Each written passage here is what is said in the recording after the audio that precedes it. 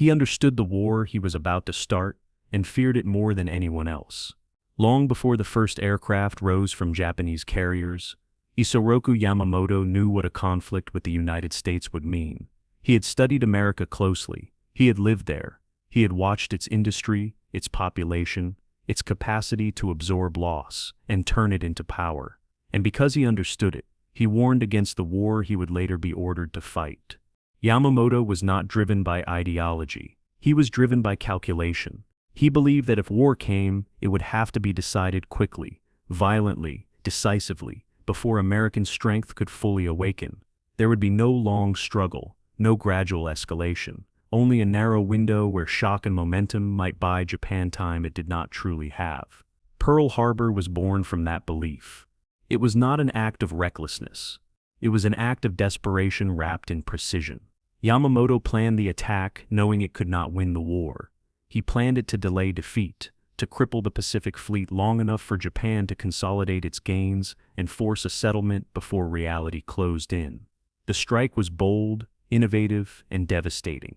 And even in success, Yamamoto sensed what had not been destroyed mattered more than what had. Aircraft carriers survived. Industrial capacity remained untouched. Resolve hardened instead of breaking.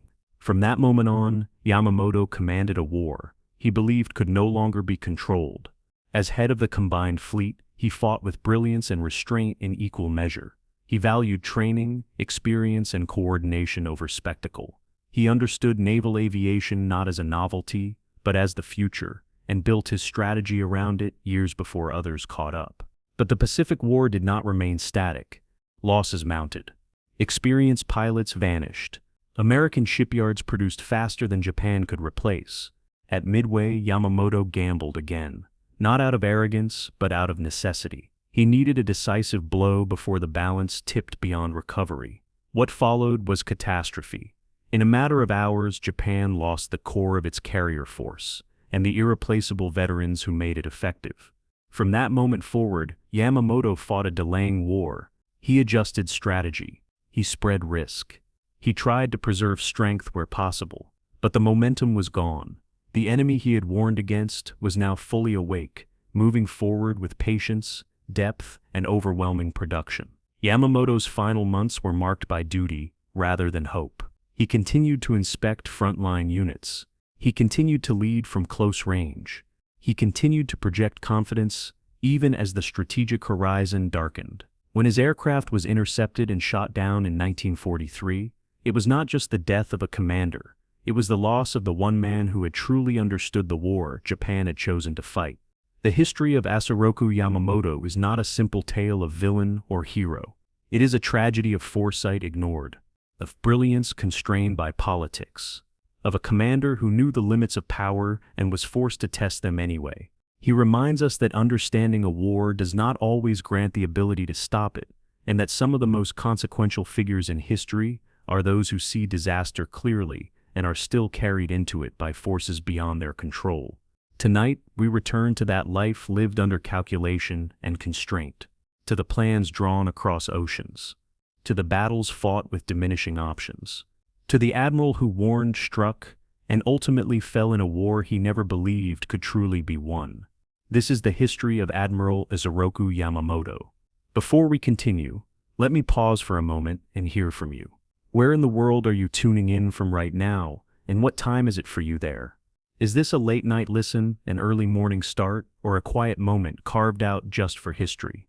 And if these long, thoughtful journeys into the past help you slow down, reflect, or feel grounded, I hope you'll consider subscribing.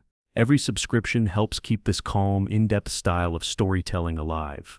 If this feels like a place you want to return to, then stay with me. Settle in. This is the story of Isoroku Yamamoto, May 27, 1904, the Sea of Japan. A 19-year-old ensign stands on the deck of the cruiser Nishin as Russian shells tear through the morning mist. One explodes against the forward turret, sending shrapnel screaming across the deck. The boy feels the impact before the pain. 2 fingers on his left hand simply gone, severed at the knuckle. Blood pools on the deck plates. Officers shout for him to go below, to seek the surgeon, to save what remains. He refuses. For the next 6 hours, Isoroku Takano wraps his mangled hand in torn cloth and continues passing ammunition to the gun crews. Years later, he will call those missing fingers his reminder of Russian marksmanship. In truth, they are his introduction to a more fundamental lesson that survival requires more than courage. It requires calculation, the willingness to see reality clearly, even when reality promises your destruction. This is the origin story of the man who would plan Pearl Harbor, but it begins not with aviation or aircraft carriers or any vision of a modern navy.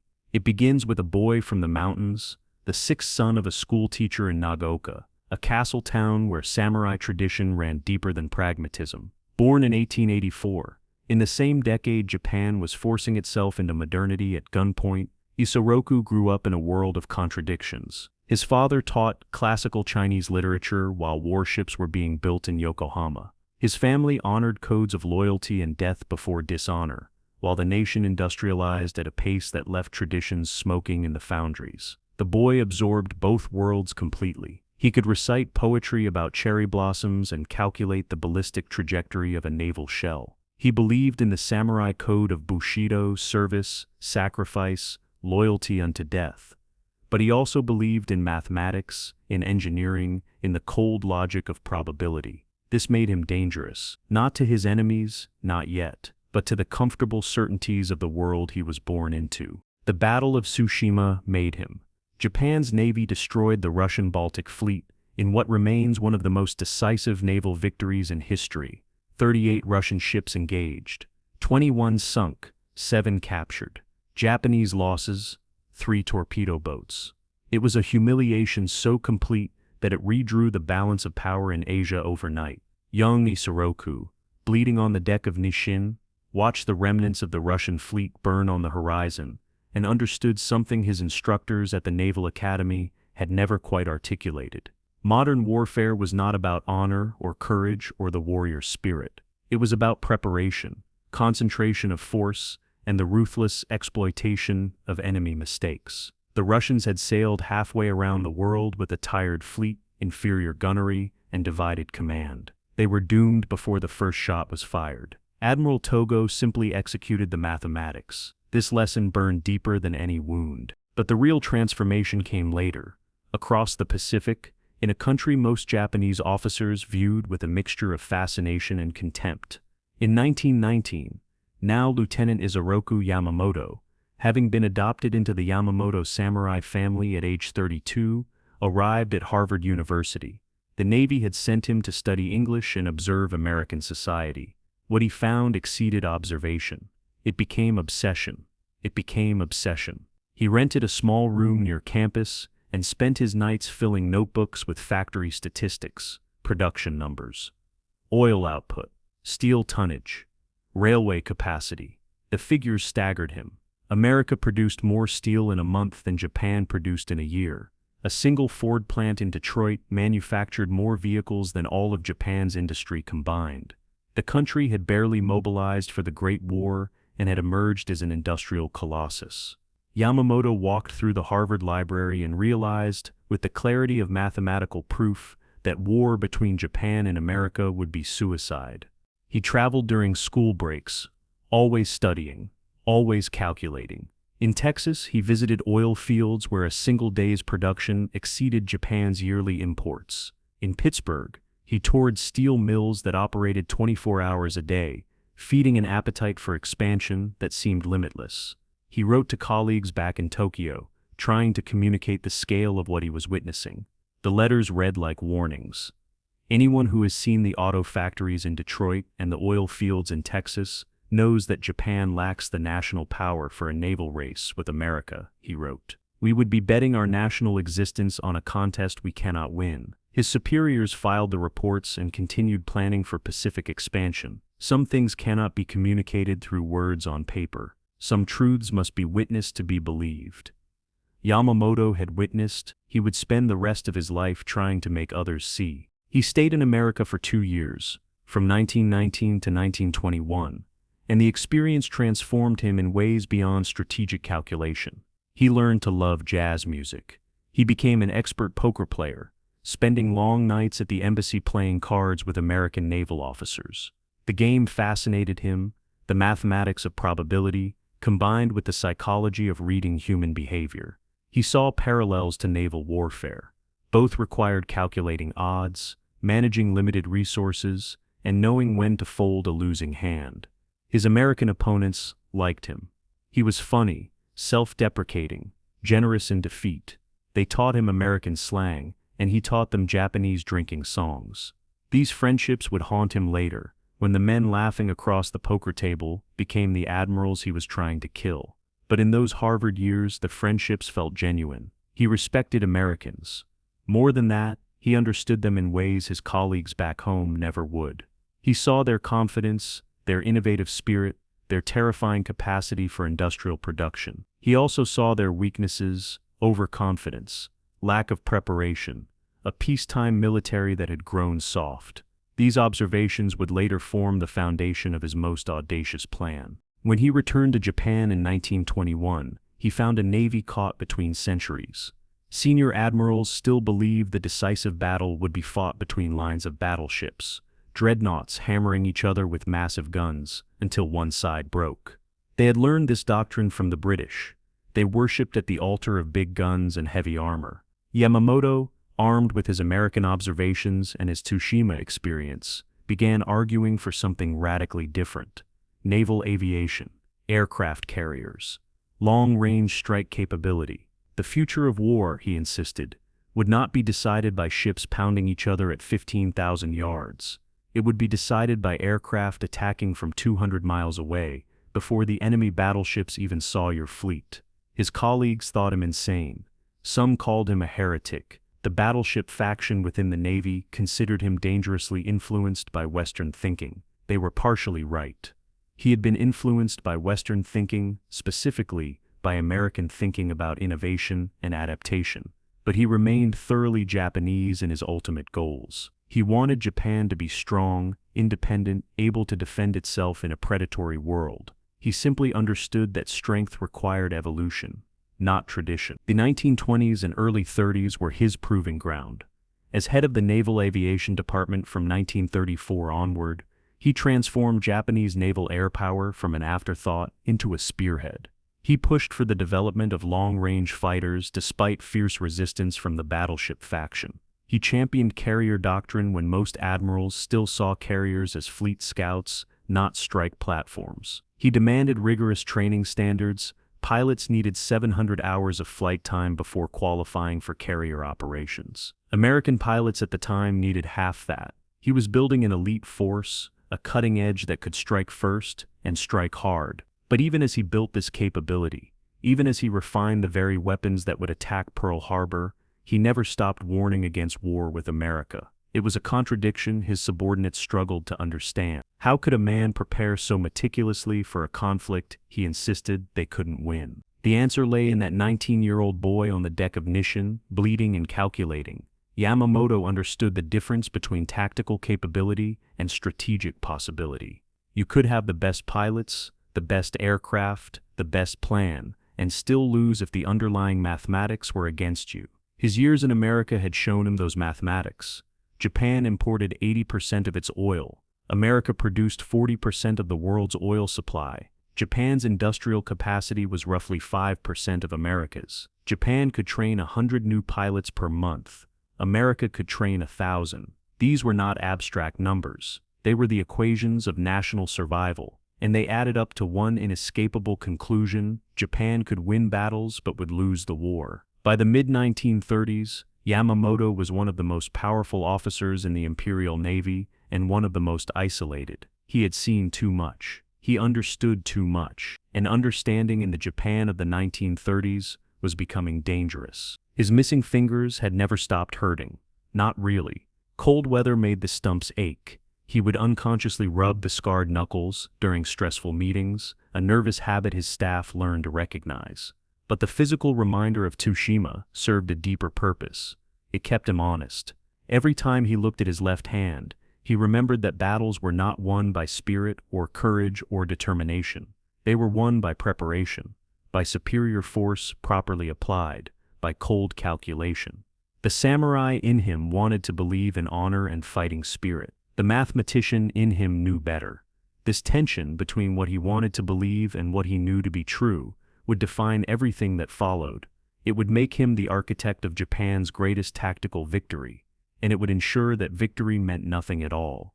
The boy who refused to die at Tsushima had grown into a man who could see his nation's death approaching, and unlike that 19-year-old ensign, this time he couldn't just refuse. This time calculation wasn't enough to survive what was coming. September 15, 1926. The Japanese Embassy, Washington, D.C. Isoroku Yamamoto sits at a green felt table, 5 American naval officers across from him, chips stacked in neat columns. The pot is substantial, 3 months' pay for a junior officer.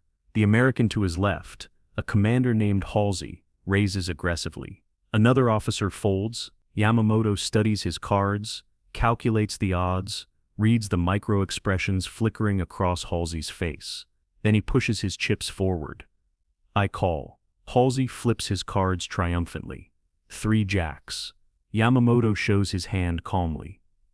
A queen high straight as he pulls the pot toward him. Halsey laughs, slaps the table. You're one cold-blooded son of a gun, Yama. Remind me never to face you in a real fight.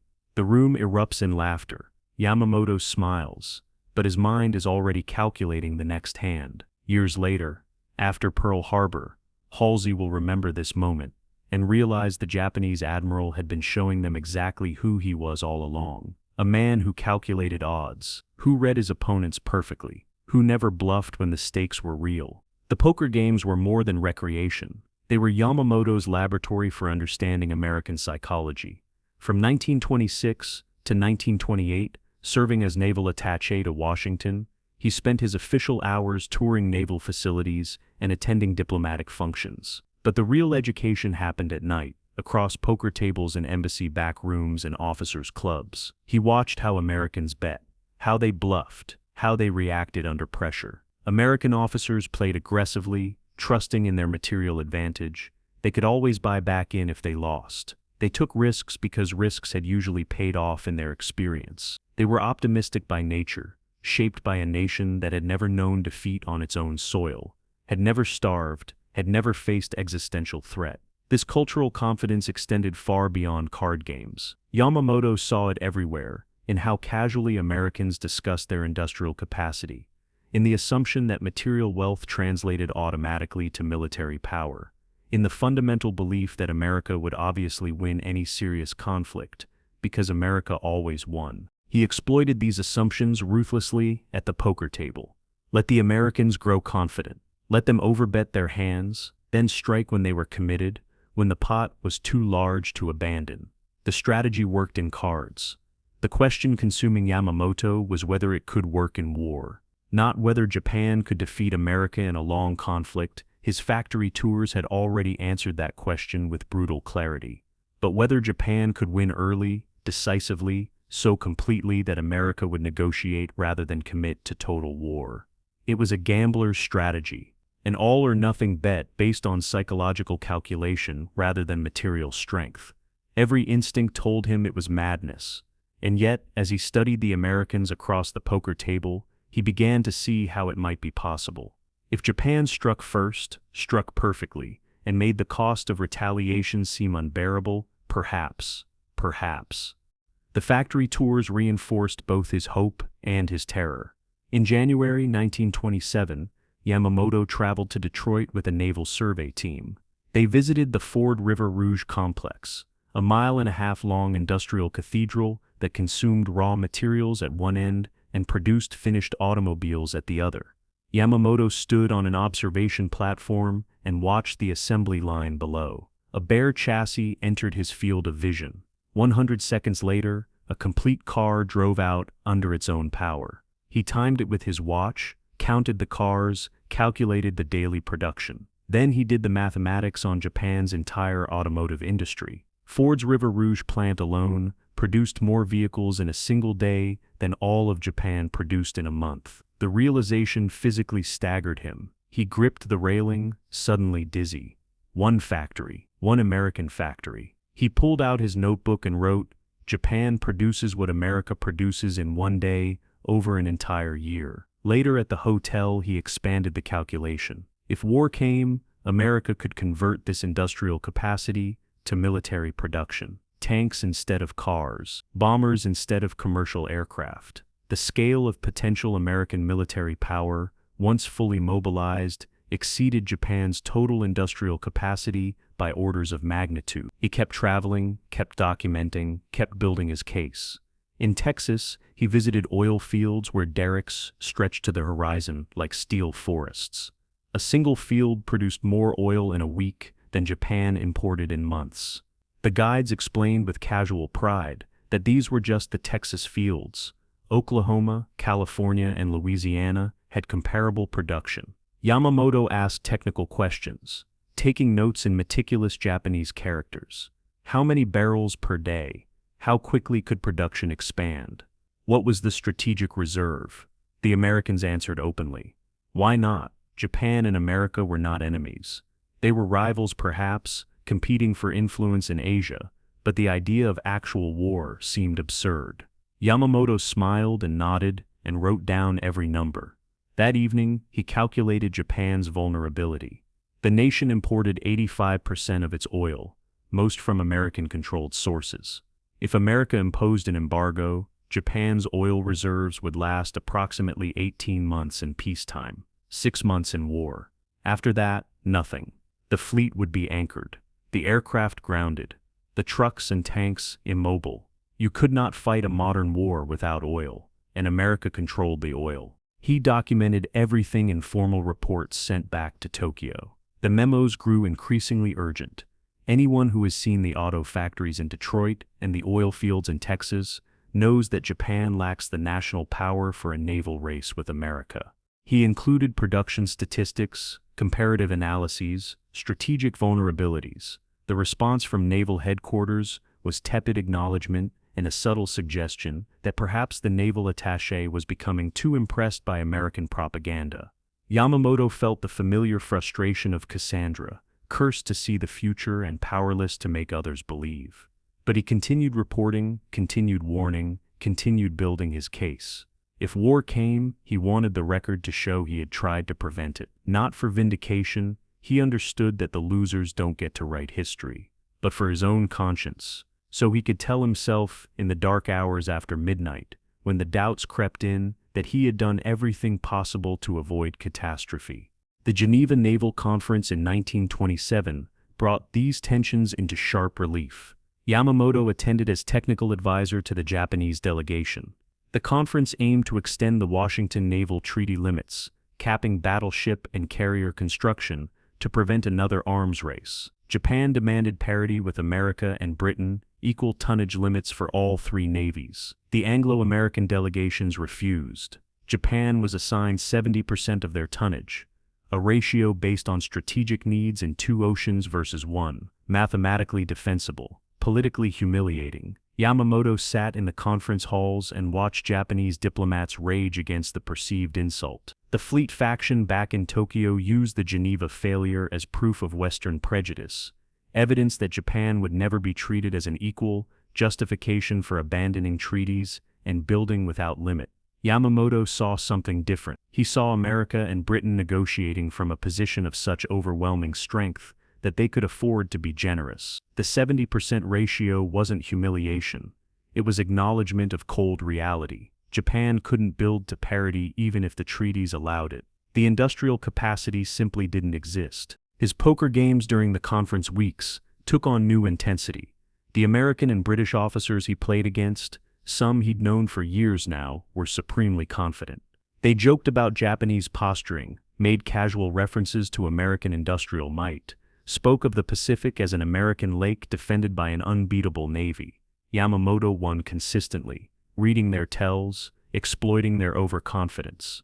But away from the table, he felt increasingly trapped. He agreed with the Americans on the fundamental facts. Their industrial superiority was real and decisive, but he was Japanese. His loyalty was to Japan, not to abstract truth. How do you serve a nation whose stated goals contradict mathematical reality? How do you plan for a war you know cannot be won? These questions followed him back to Tokyo in the summer of 1928, where he would spend the next decade trying to find answers. The experience crystallized his strategic philosophy. If war came with America, and increasingly it seemed war was inevitable, Japan could not win through attrition or production or any strategy that played to American strength. The only chance was a knockout blow, one perfect strike that destroyed American will before American industry could mobilize. It was a poker strategy: go all in on the first hand, bet everything on perfect execution, and hope your opponent folds rather than calling. Every rational calculation said this was desperate foolishness. But every other strategy was certain defeat.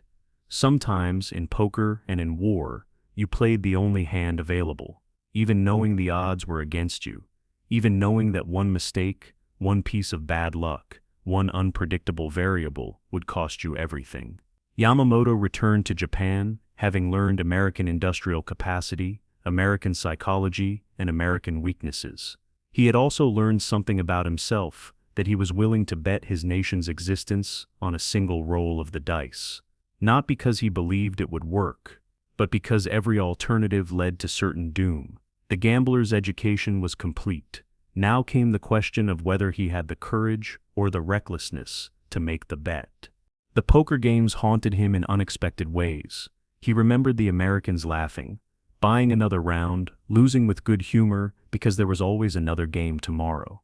That casual confidence came from security, from wealth, from never having faced existential threat. Japan had never known such security. Japanese history was a chronicle of resource scarcity, natural disasters, foreign pressure, and the constant struggle to survive on rocky islands, with few natural advantages.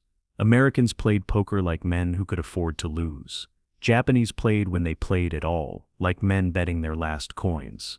This fundamental difference in psychology, Yamamoto realized, was both Japan's weakness and its only possible advantage.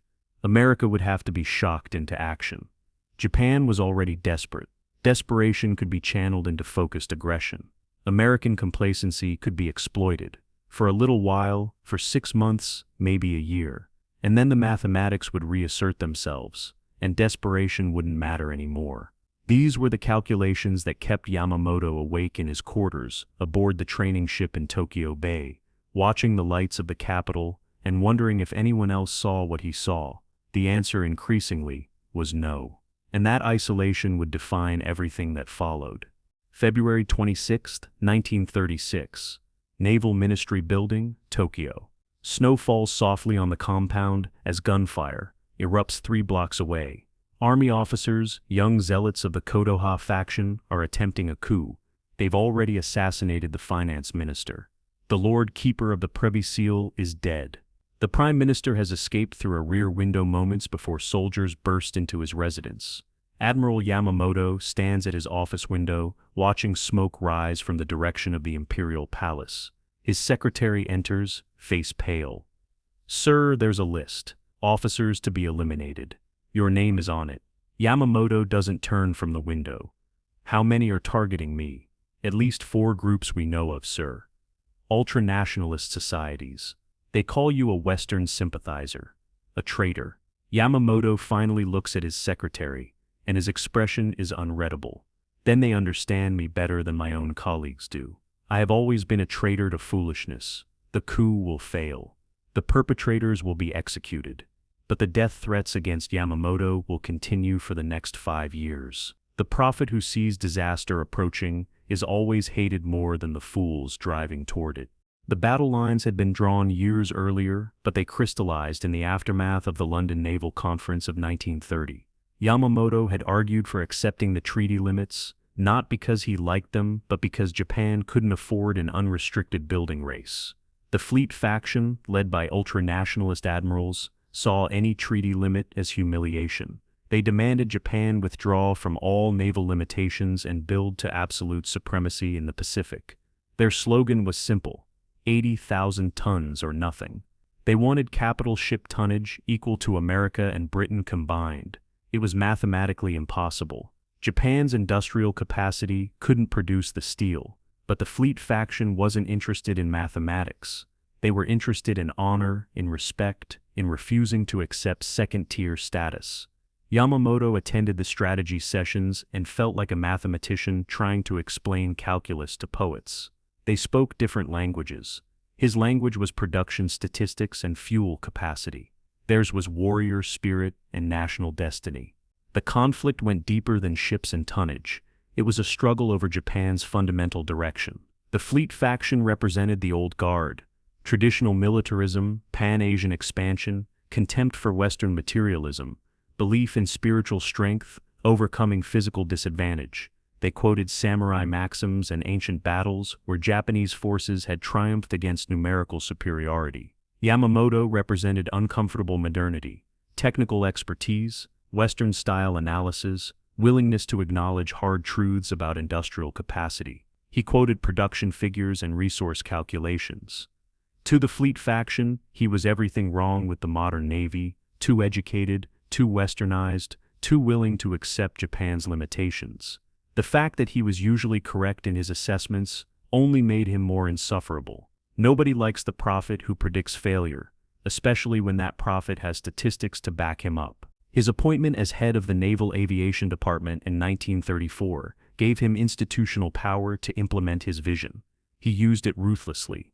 Yamamoto pushed for long-range fighters when conventional doctrine called for short-range defensive aircraft. He demanded carrier strike doctrine, when most admirals still saw carriers as fleet scouts. He insisted on punishing training standards 700 flight hours before carrier qualification, when American standards were 300 hours. His subordinates complained. Pilots died in training. The washout rate approached 50%. Yamamoto was unmoved. "We will have the best naval aviators in the world," he told his staff, "because we cannot afford to have the most. Quality over quantity. Elite forces striking first." It was the only strategic path that gave Japan any chance against American numerical superiority. But it required building capability the nation might never use, preparing for a war Yamamoto desperately wanted to avoid. The contradiction gnawed at him constantly. The Zero fighter became the symbol of both his vision and the tensions within the Navy. In 1937, Yamamoto ordered Mitsubishi to design a carrier-based fighter with unprecedented specifications. Range over 1,600 miles, speed over 300 miles per hour, climb rate exceeding 4,000 feet per minute, and maneuverability superior to any existing fighter. The engineering team said it was impossible. Yamamoto told them to make it possible. The solution required radical weight reduction, no armor plating, no self-sealing fuel tanks, minimum structure everywhere. The resulting aircraft was a masterpiece and a death trap. It could outmaneuver anything in the sky. A single bullet could ignite it. Yamamoto approved the design anyway. He was building weapons for the war he expected to fight.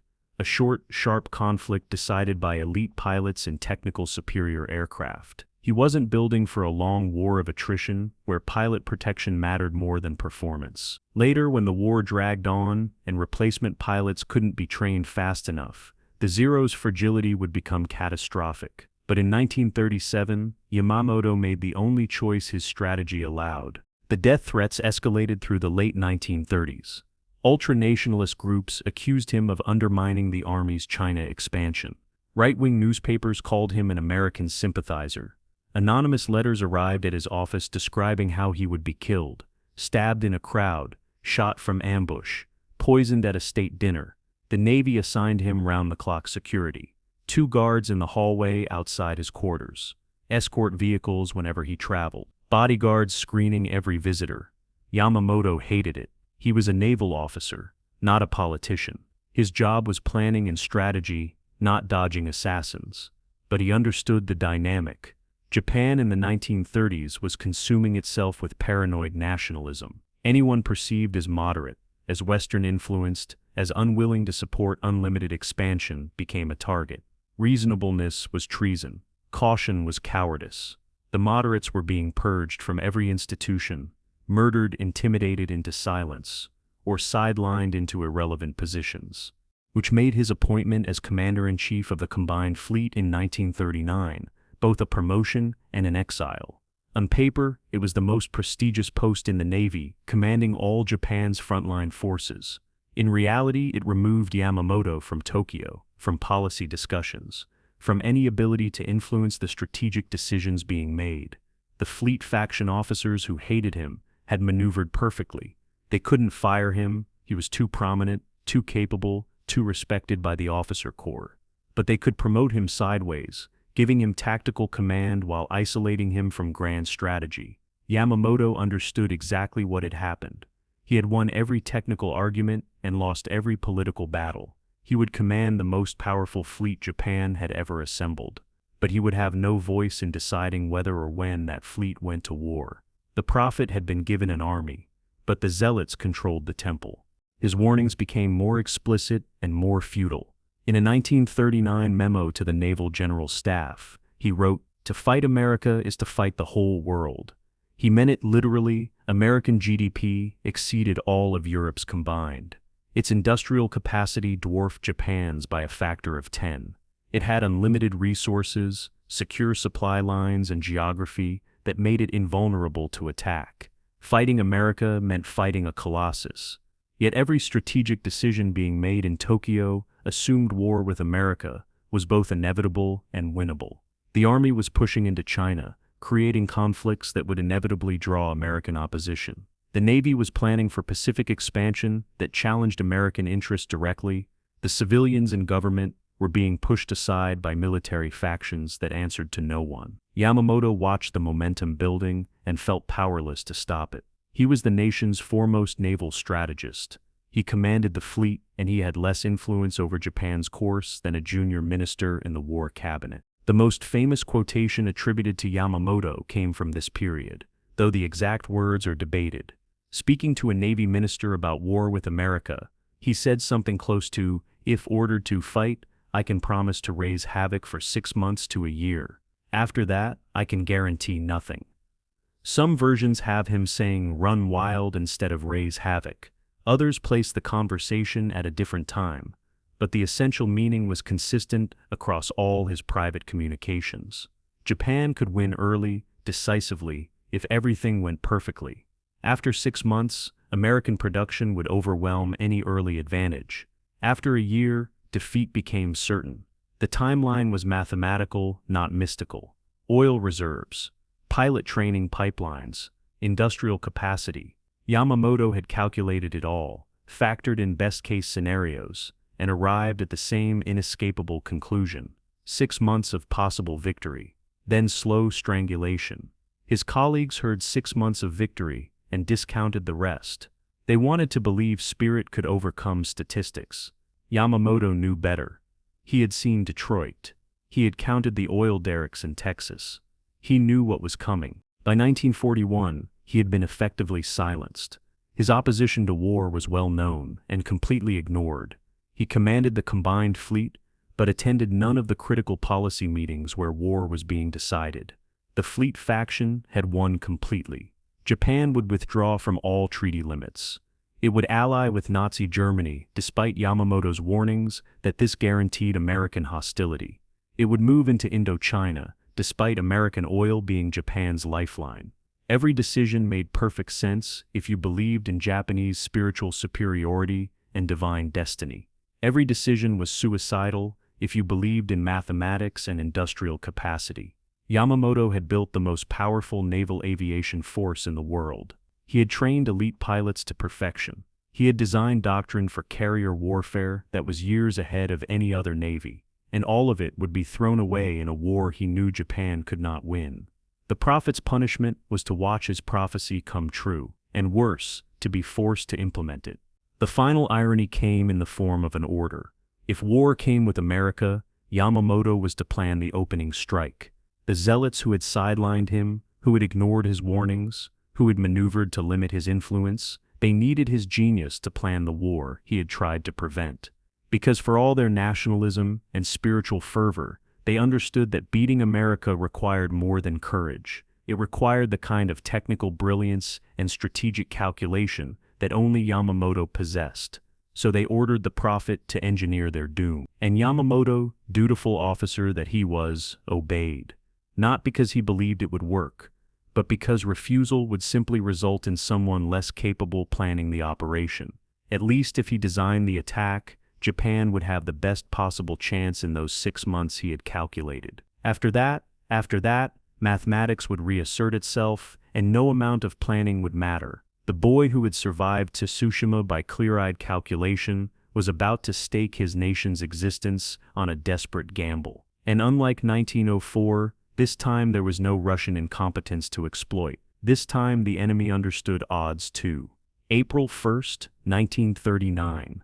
Kagamigahara Airfield, Gifu Prefecture. Test pilot Katsuzo Shima guns the engine of the prototype fighter and feels the airframe vibrate differently than any aircraft he has flown before. The Mitsubishi engineers stand watching from the flight line, some nervous, others confident. 3 years of work have led to this moment. A fighter that shouldn't be possible, too fast, too maneuverable, too long range to achieve with existing technology. Shima releases the brakes and the prototype accelerates smoothly down the runway. At 80 miles per hour, he eases back on the stick and the fighter leaps into the air like it has been starving for the sky. He climbs hard, watching the altimeter spin. 4,000 feet per minute rate of climb. He levels off at 10,000 feet and pushes the throttle forward. The aircraft responds instantly, surging past 320 miles per hour. Then Shima does something insane. He cuts the throttle, pulls hard on the stick, and executes a loop so tight his vision tunnels from the G-forces. At the top, he rolls inverted, then snap rolls upright, the aircraft responding to his controls with impossible precision. No fighter should be this fast and this maneuverable. Physics says you have to choose. The engineers have somehow chosen both. When Shima lands 20 minutes later, he climbs from the cockpit, grinning. "I have just flown the best fighter aircraft in the world," he announces. He is absolutely correct. The Zero will dominate Pacific skies for the next 2 years. Then its perfection will become its curse. The aircraft designated as 6M, later called the Zero for the year of its acceptance into service, 2600 in the Japanese calendar, represented everything Yamamoto believed about future war. Range over armor, speed over protection. Elite pilots and superior machines striking first. The design specifications he had given Mitsubishi in 1937 were considered impossible by conventional standards. Most naval fighters of the era had ranges of 300 to 500 miles. Yamamoto demanded 1,600. Most achieved speeds around 250 miles per hour. He wanted 330. Most could climb to 10,000 feet in 5 or 6 minutes. He insisted on 3 minutes. The engineering team, led by Jiro Horikoshi, thought Yamamoto was requesting science fiction. Then they looked at the strategic reality. Japan's potential enemies, America, Britain, the Soviet Union, all had vast territories and long supply lines. Japanese forces would need to project power across enormous distances. That required aircraft that could fly farther than anyone thought possible. The solution was weight reduction bordering on obsession. Horikoshi's team stripped out everything. No armor plating behind the pilot's seat. The steel plates used by American and British fighters weighed 200 pounds. No self-sealing fuel tanks. The rubberized coating that prevented fires after bullet strikes added another 150 pounds. Eliminated. The airframe itself was built using a new aluminum alloy that was stronger and lighter than anything previously used. Every component was examined for excess weight. The ammunition load was reduced to preserve the center of gravity. The radio was minimal. Even the landing gear was lighter than standard. The result was an aircraft that weighed just 4,000 pounds empty, roughly half the weight of its American counterparts. That weight savings translated directly into performance. The Zero could outclimb, outturn, and outrange any fighter it would face for about 18 months, because the compromises came with prices that would only become apparent in combat. A Zero hit by a single .50 caliber bullet could burn like a torch, the unprotected fuel tanks igniting instantly. The pilot wounded by defensive fire had no armor to stop the second and third bullets. The lightweight structure crumpled under stress that heavier fighters could absorb. And most critically, the performance advantage depended completely on pilot skill. The Zero's maneuverability came from its lightweight, which meant it couldn't dive as fast as heavier fighters. An inexperienced pilot trying to escape by diving would be caught and killed. The aircraft rewarded excellence and punished mistakes with death. This matched Yamamoto's strategic calculation perfectly. He was building a weapon for elite aviators who would destroy the enemy in the war's opening months. He wasn't building for attrition. He wasn't planning for the day when replacement pilots with 1/5 the training hours would be flying these same aircraft against enemies who had learned every weakness. That day was coming, but in 1939, designing for that day meant accepting defeat before the war started. The Zero's combat debut proved Yamamoto's concept spectacularly. In September 1940, 13 Zeros escorting bombers over China encountered 27 Soviet I-16 fighters. The Soviet aircraft, stubby, heavily armored, were roughly equivalent to Western fighters of the period.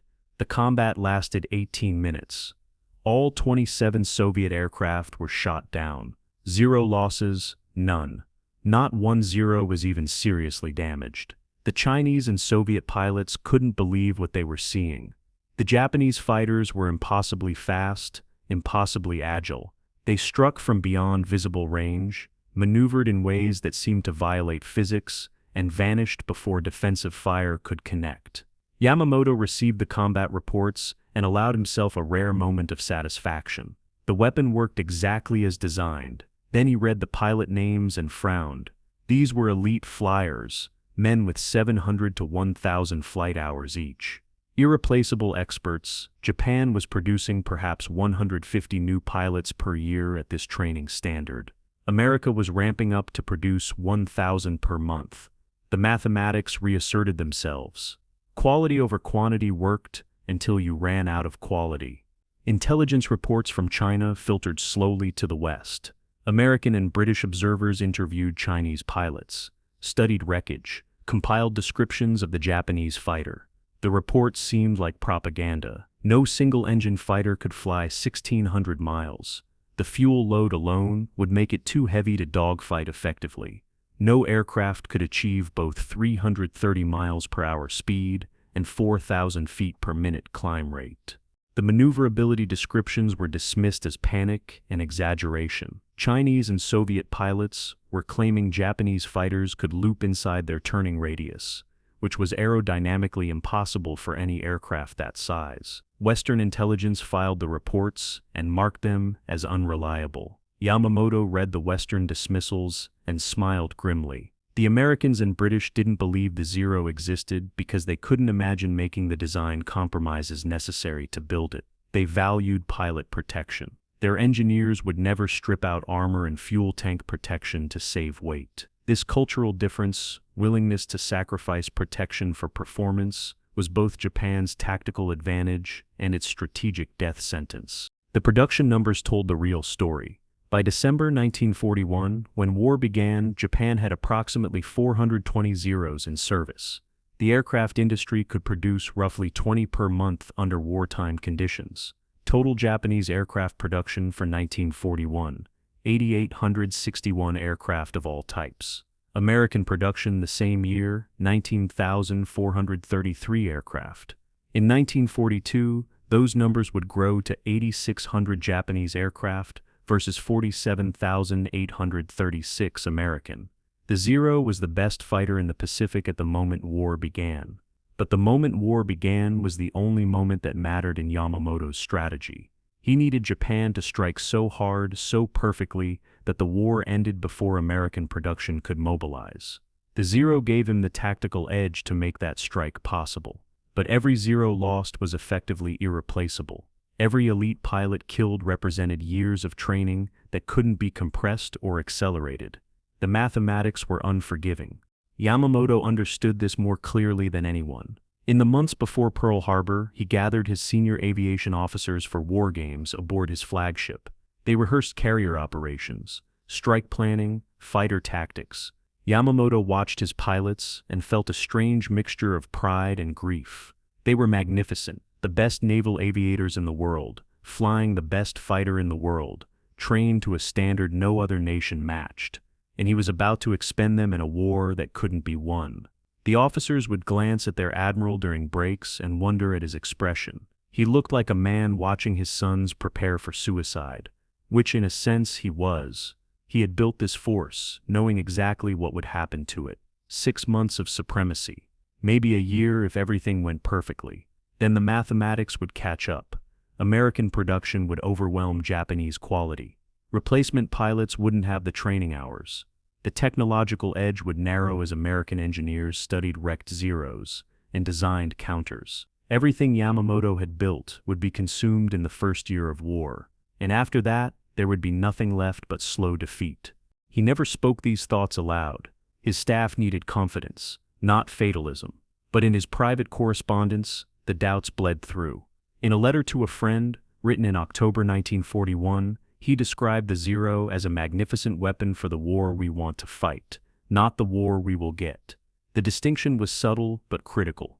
Japan wanted a short war decided by technical superiority and elite performance. Japan would get a long war of industrial attrition, where numbers mattered more than quality. The Zero was optimized for the former. It would be consumed by the latter. Horikoshi, the Zero's chief designer, had made the same calculation from an engineering perspective. Years later, after the war, he would say, "We created a weapon that expressed our entire strategic philosophy, attack over defense, aggression over protection. It won us early victories and ensured our eventual defeat." Both designer and strategist understood, but understanding didn't change the choices available. Japan couldn't build American-style fighters with armor and protection. The industrial capacity didn't exist. They could only build what their limited resources allowed, and what those resources allowed was the most lethal short-range weapon in the Pacific and a strategic dead end. The final irony was how perfectly the Zero embodied everything Yamamoto had learned in America.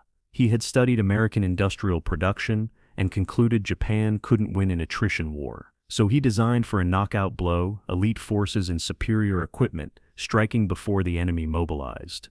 He had watched American poker players and learned that overconfidence could be exploited. So he built weapons so advanced that American intelligence didn't believe they existed, ensuring tactical surprise. He had calculated oil supplies and training pipelines and realized Japan had perhaps 6 months before resources ran out. So he created aircraft that could dominate those 6 months completely. The Zero was American strategic thinking, applied to Japanese limitations. It was the perfect weapon for a perfect plan.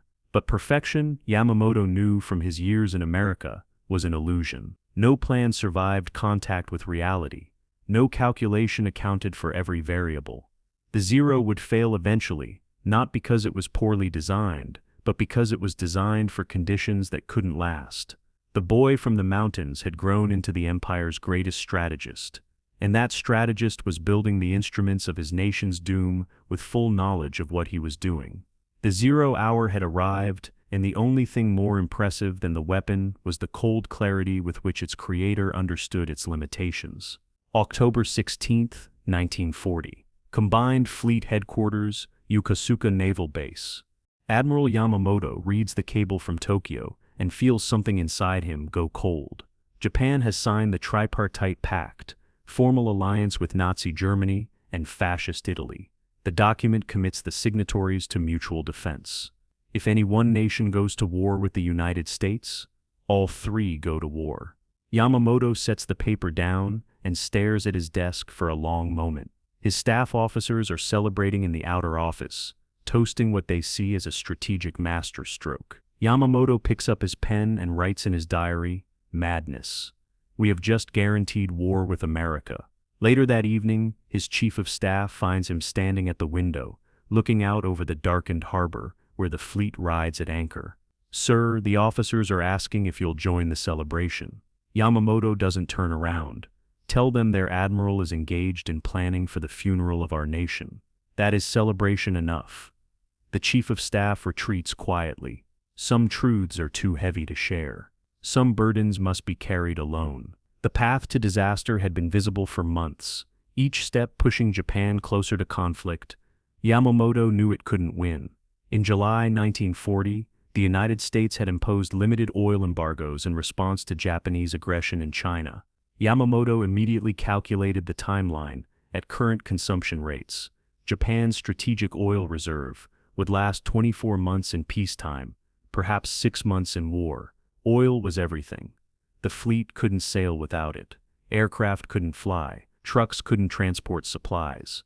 Modern war was measured in barrels of oil more than in soldiers or ships, and America controlled the oil. The embargo wasn't absolute yet. Petroleum products still flowed from American sources, though reduced. But the message was clear: continue expansion in Asia, and the flow stops completely. When the flow stopped, Japan had two choices: submit to American demands and withdraw from China, or seize the oil fields in the Dutch East Indies. The first option was politically impossible. The army would never agree, and admitting defeat after 4 years of fighting in China would topple the government. The second option meant war, because the Dutch East Indies were defended by American interests. There was no third option. The mathematics led inexorably to war. Yamamoto tried to find the third option anyway. In the months following the Tripartite Pact, he circulated memo after memo to the Naval General Staff. The arguments were meticulous, backed by statistics, relentlessly logical. America's GDP was 12 times Japan's. Its oil production was 700 times greater. Its steel production exceeded Japan's by a factor of 12 to 1. Its aircraft production was accelerating toward 10,000 per month, while Japan struggled to produce 800. The numbers went on, page after page, an economic autopsy of a war that hadn't started yet. Yamamoto's conclusion was always the same: to fight America is to fight the whole world. We cannot win. The memos were filed, meetings were held. Yamamoto's arguments were acknowledged as technically correct and strategically irrelevant. The course was set. Withdrawal from China was unthinkable. Embargo meant economic strangulation. War was inevitable. The only question was when and how. In January 1941, Yamamoto received the order he had been dreading: plan the opening strike against American forces. Make it decisive. Destroy the Pacific Fleet at Pearl Harbor. The order came from officers who had spent years blocking his promotions, marginalizing his influence, and ignoring his warnings. Now they needed his genius because everyone understood that only Yamamoto could design the kind of attack that had any chance of succeeding. He could have refused. Some of his friends urged him to resign. Walk away. Let someone else plan the disaster. Refuse to participate in national suicide. Yamamoto considered it for approximately 5 minutes. Then he sat down and began working on the most audacious naval operation in history.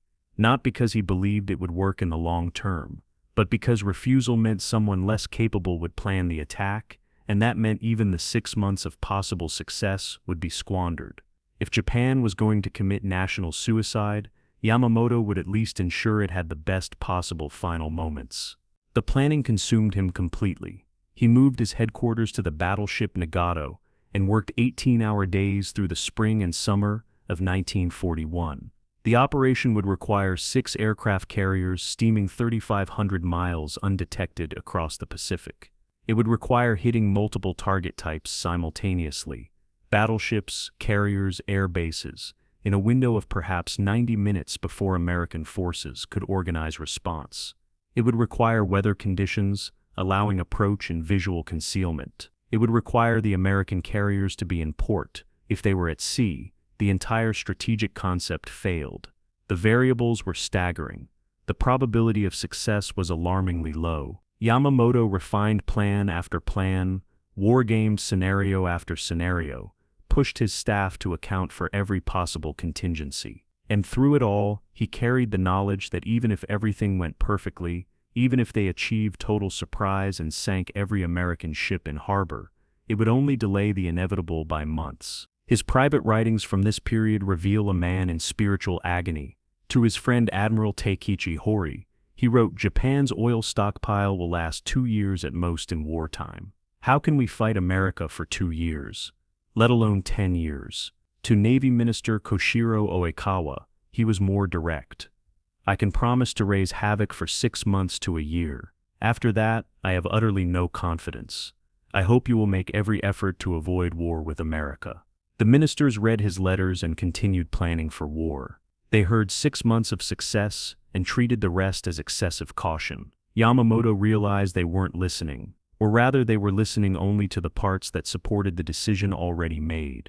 The officers advocating war wanted to believe that Japanese spirit could overcome American material, that early victories would shatter American will, that a negotiated peace was possible if Japan struck hard enough at the start. Yamamoto, who had lived in America and understood American psychology, knew this was fantasy. Americans didn't negotiate after being attacked. They got angry. They mobilized. They committed everything to total victory. Pearl Harbor wouldn't end the war early. It would guarantee the war went until one side achieved complete destruction of the other. In July 1941, the final crisis arrived. Japan moved forces into southern Indochina, positioning to threaten British and Dutch possessions. America, Britain, and the Dutch immediately imposed total oil embargo, not reduced shipments, complete cessation.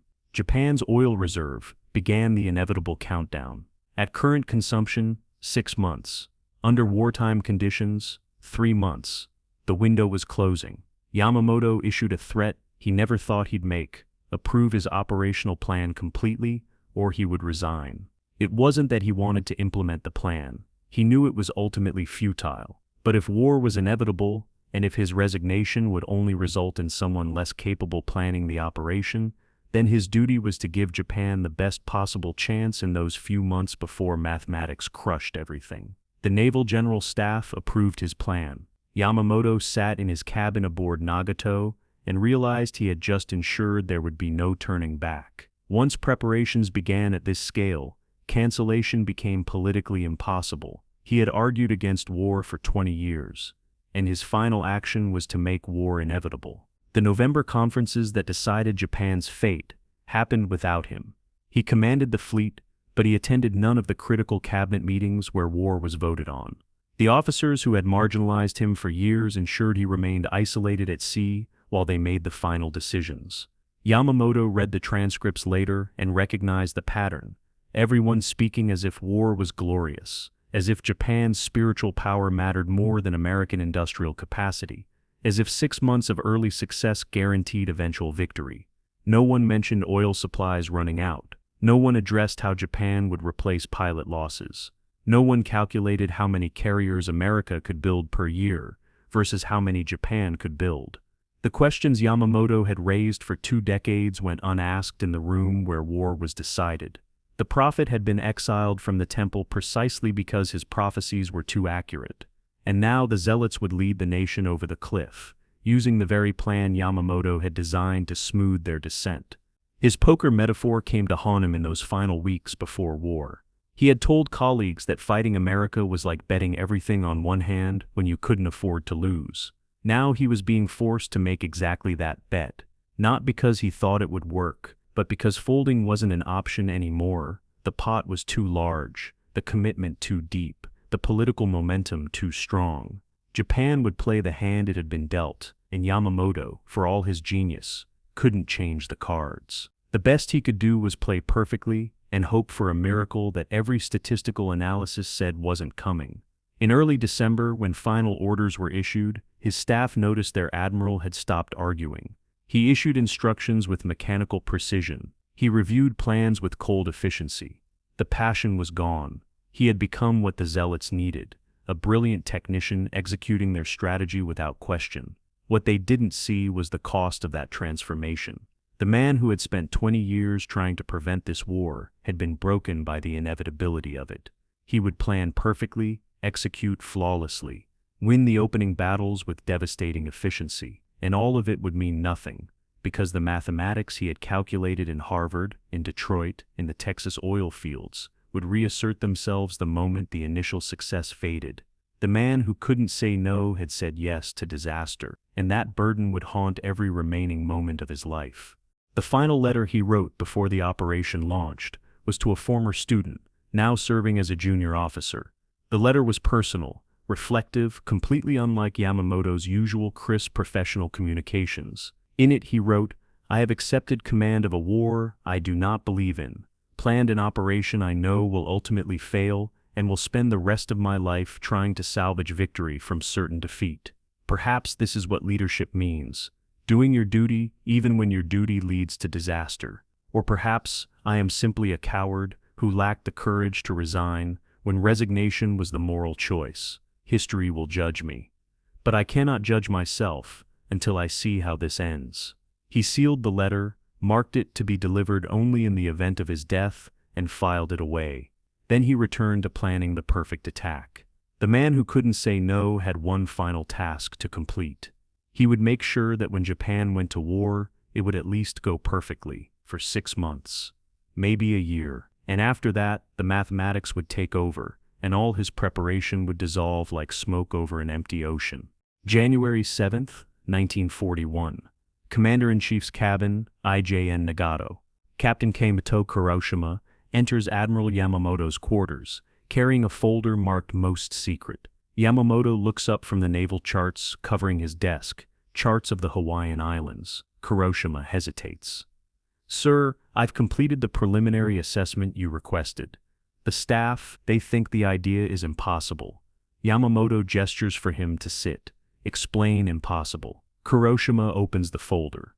To reach Hawaii undetected requires 3,500 miles of ocean transit. Refueling at sea in winter Pacific conditions. 6 carriers operating as a single strike force, never attempted. Attack executed at dawn with precision timing. Multiple target types simultaneously, and he hesitates again. And the Americans must not detect us at any point during a 12-day approach window. Any one of these elements is extremely difficult. All of them together is exactly why they won't expect it. Yamamoto interrupts. The Americans will station their patrol aircraft where conventional thinking says an attack might come from. We will approach from where conventional thinking says attack is impossible. Kuroshima looks at his admiral and realizes the old man is serious. They are actually going to try this. The concept had come to Yamamoto months earlier, inspired by an unlikely source, the British attack on the Italian fleet at Taranto in November 1940. 21 British Swordfish torpedo bombers, launched from the carrier Illustrious, had attacked the Italian naval base and sunk or damaged 3 battleships. The raid demonstrated that carriers could project devastating force against harbored fleets. Yamamoto studied every report from Taranto he could obtain. The attack had worked because the British achieved surprise, concentrated force at the decisive point, and exploited Italian overconfidence. Pearl Harbor offered the same conditions. American overconfidence that the Pacific Fleet was too far from Japan to be attacked, concentration of valuable targets in a confined space, possibility of achieving surprise if the approach was managed perfectly. But Taranto was 300 miles from the British carrier. Pearl Harbor was 3,500. Taranto required 21 aircraft. Pearl Harbor would need hundreds. The scale difference was immense, which was exactly why Yamamoto believed it could work. The Americans wouldn't think Japan capable of projecting that much power that far. Their disbelief would create the conditions for surprise. The technical problems were staggering. Pearl Harbor's depth was approximately 45 feet. Standard aerial torpedoes needed 100 feet of water to arm properly. They dropped from the aircraft, plunged deep, then leveled off and ran toward the target. Dropping a torpedo in 45 feet of water meant it would bury itself in the harbor mud. The obvious solution was horizontal bombing, but bombs were far less effective against ships than torpedoes. Yamamoto assigned Commander Mitsuo Fuchida to solve the problem. Fuchida worked with torpedo technicians through spring and summer 1941, testing modifications. The solution was elegantly simple. Wooden fins attached to the torpedo tail slowed the descent rate. Modified torpedoes dropped in testing at Kagoshima Bay, which had similar depth to Pearl Harbor, reached terminal velocity of just 33 feet before leveling off. They worked, but they had to be assembled by hand, each one a careful custom job. Mass production was impossible. For the Pearl Harbor attack, 300 torpedoes would be needed. They would require 3 months to manufacture and assemble. The clock was ticking. Refueling presented an even worse problem. 6 carriers, their escorts, and the supporting screen would require 8 fleet tankers, making 67 separate refueling operations during the transit to Hawaii. Winter Pacific weather offered storms, heavy seas, and conditions that made refueling extraordinarily dangerous. A small error in timing or positioning could result in collisions, ruptured fuel lines, ships lost before the operation even began, and the refueling would need to happen in radio silence. No communication except signal flags and blinker lights. The fleet had practiced underway replenishment before, but never at this scale, never this far from support, never with the requirement for absolute stealth. Yamamoto assigned Admiral Chuichi Nagumo to command the strike force, not because Nagumo was enthusiastic about the plan, he wasn't, but because Nagumo was meticulous and careful. The kind of officer who would drill endlessly on refueling procedures until every ship could execute them in darkness during a typhoon, which is exactly what would be required. Intelligence became an obsession. Yamamoto needed to know American carrier locations. If the carriers, Enterprise, Lexington, Saratoga, were in Pearl Harbor during the attack, the operation would succeed strategically as well as tactically. If they were at sea, the mission destroyed American battleship power but left the carriers intact to strike back. Everything hinged on timing and luck. Japanese intelligence officers in Hawaii began reporting regularly on American fleet movements. Consular staff photographed the harbor from high vantage points. Businessmen counted ships, fishermen noted patrol patterns. The intelligence picture built slowly through 1941. Battleships were reliably in port on weekends. American sailors got shore leave Friday night, returned Sunday evening. Carriers were less predictable. Sometimes in port, sometimes at sea on training exercises. Yamamoto incorporated this uncertainty into his planning. The attack would be scheduled for a Sunday morning. If the carriers were there, destroy them. If they weren't, proceed anyway, because canceling once the fleet had sailed would expose the entire plan. The war games in September 1941 revealed how much depended on perfect execution. Yamamoto's staff conducted tabletop exercises aboard Nagato, simulating the attack under various conditions. The results were sobering. Best-case scenario, complete surprise. All targets in harbor, perfect weather. Japanese losses were estimated at 20 to 40 aircraft. Worst case, partial alert, carriers at sea.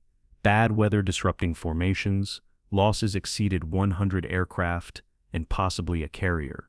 The middle ground scenarios all had one thing in common. Success depended on the first wave achieving total surprise. If the Americans had even 15 minutes warning, their fighter aircraft would get aloft, anti-aircraft guns would be fully manned, and Japanese losses would skyrocket. The margin between brilliant success and catastrophic failure was measured in minutes. Yamamoto studied the wargame results and made a decision that haunted some of his officers. No third wave strike would be planned. The operation would be 2 waves, first wave targeting battleships and airfields, second wave hitting missed targets and striking carriers if present, then withdraw immediately regardless of results. Conservative officers wanted a third wave to destroy shore installations, fuel tanks, repair facilities. Yamamoto refused. The longer the strike force remained near Hawaii, the greater the risk of American counterattack. Hit hard, hit fast, disappear. Leave them reeling but capable of repair. It was a decision that would later be debated as the critical mistake of Pearl Harbor.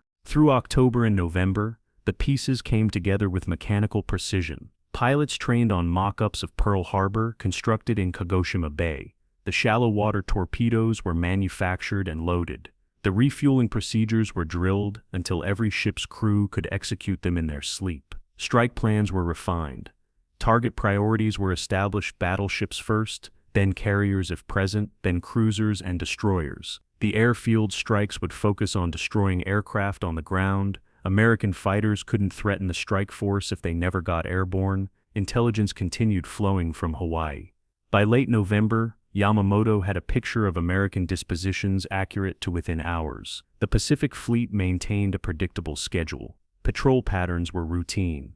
Defensive preparations were minimal. The Americans, his intelligence confirmed, did not believe Japan capable of attacking Hawaii. Their defensive posture reflected that certainty. Yamamoto read the reports and felt the familiar mixture of satisfaction and grief. The Americans' casual confidence reminded him of poker players at the embassy in Washington, betting aggressively because they couldn't imagine losing. This time, they would lose. Yamamoto would ensure it, and then the mathematics would begin. The final orders went out on November 5, 1941. The strike force, 6 carriers, 2 battleships, 3 cruisers, 9 destroyers, 8 tankers, and 23 submarines would assemble at Hitokapu Bay in the Kuril Islands. Launch date, November 26th. Transit and radio silence. Refuel at predetermined points. Arrive launch position 200 miles north of Oahu dawn December 7th. Execute attack. Withdraw west at maximum speed. The orders included a critical conditional. In the event negotiations with the United States resolve favorably, the operation will be cancelled and the fleet will return to Japan. Yamamoto didn't believe the negotiations would succeed.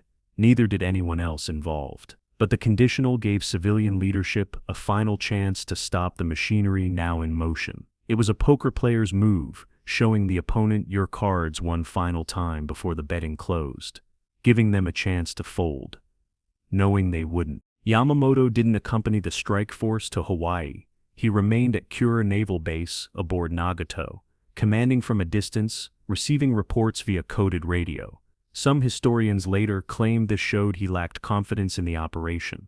The truth was simpler. If the attack failed and the strike force was destroyed, Japan would need experienced leadership to manage the strategic disaster.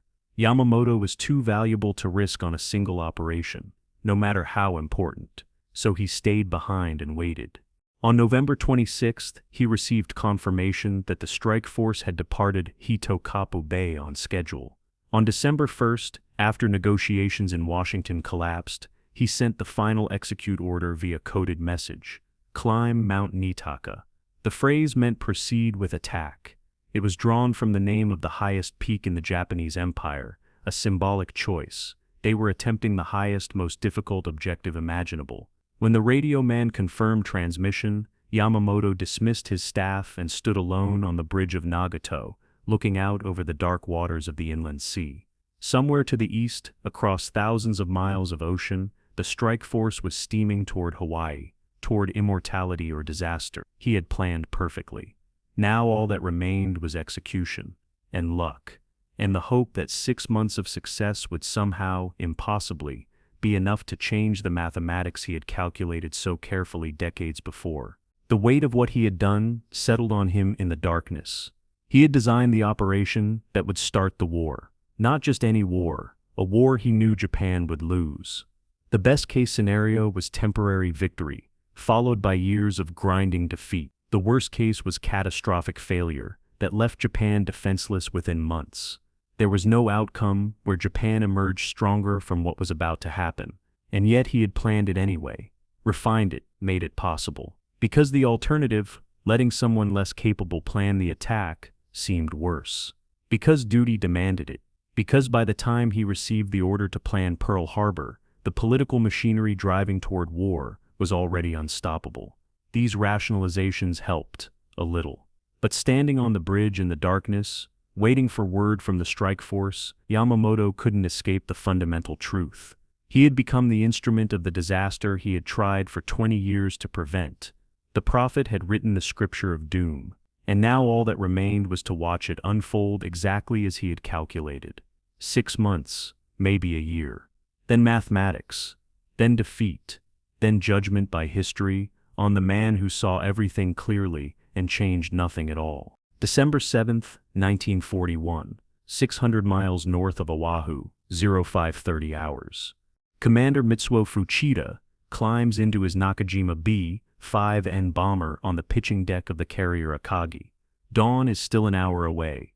The deck crews work in darkness, broken only by shielded red lamps. 43 aircraft are spotted on Akagi's deck. Torpedo bombers, dive bombers, fighters. Engines warming, propellers spinning. 5 other carriers are launching simultaneously. 183 aircraft for the first wave.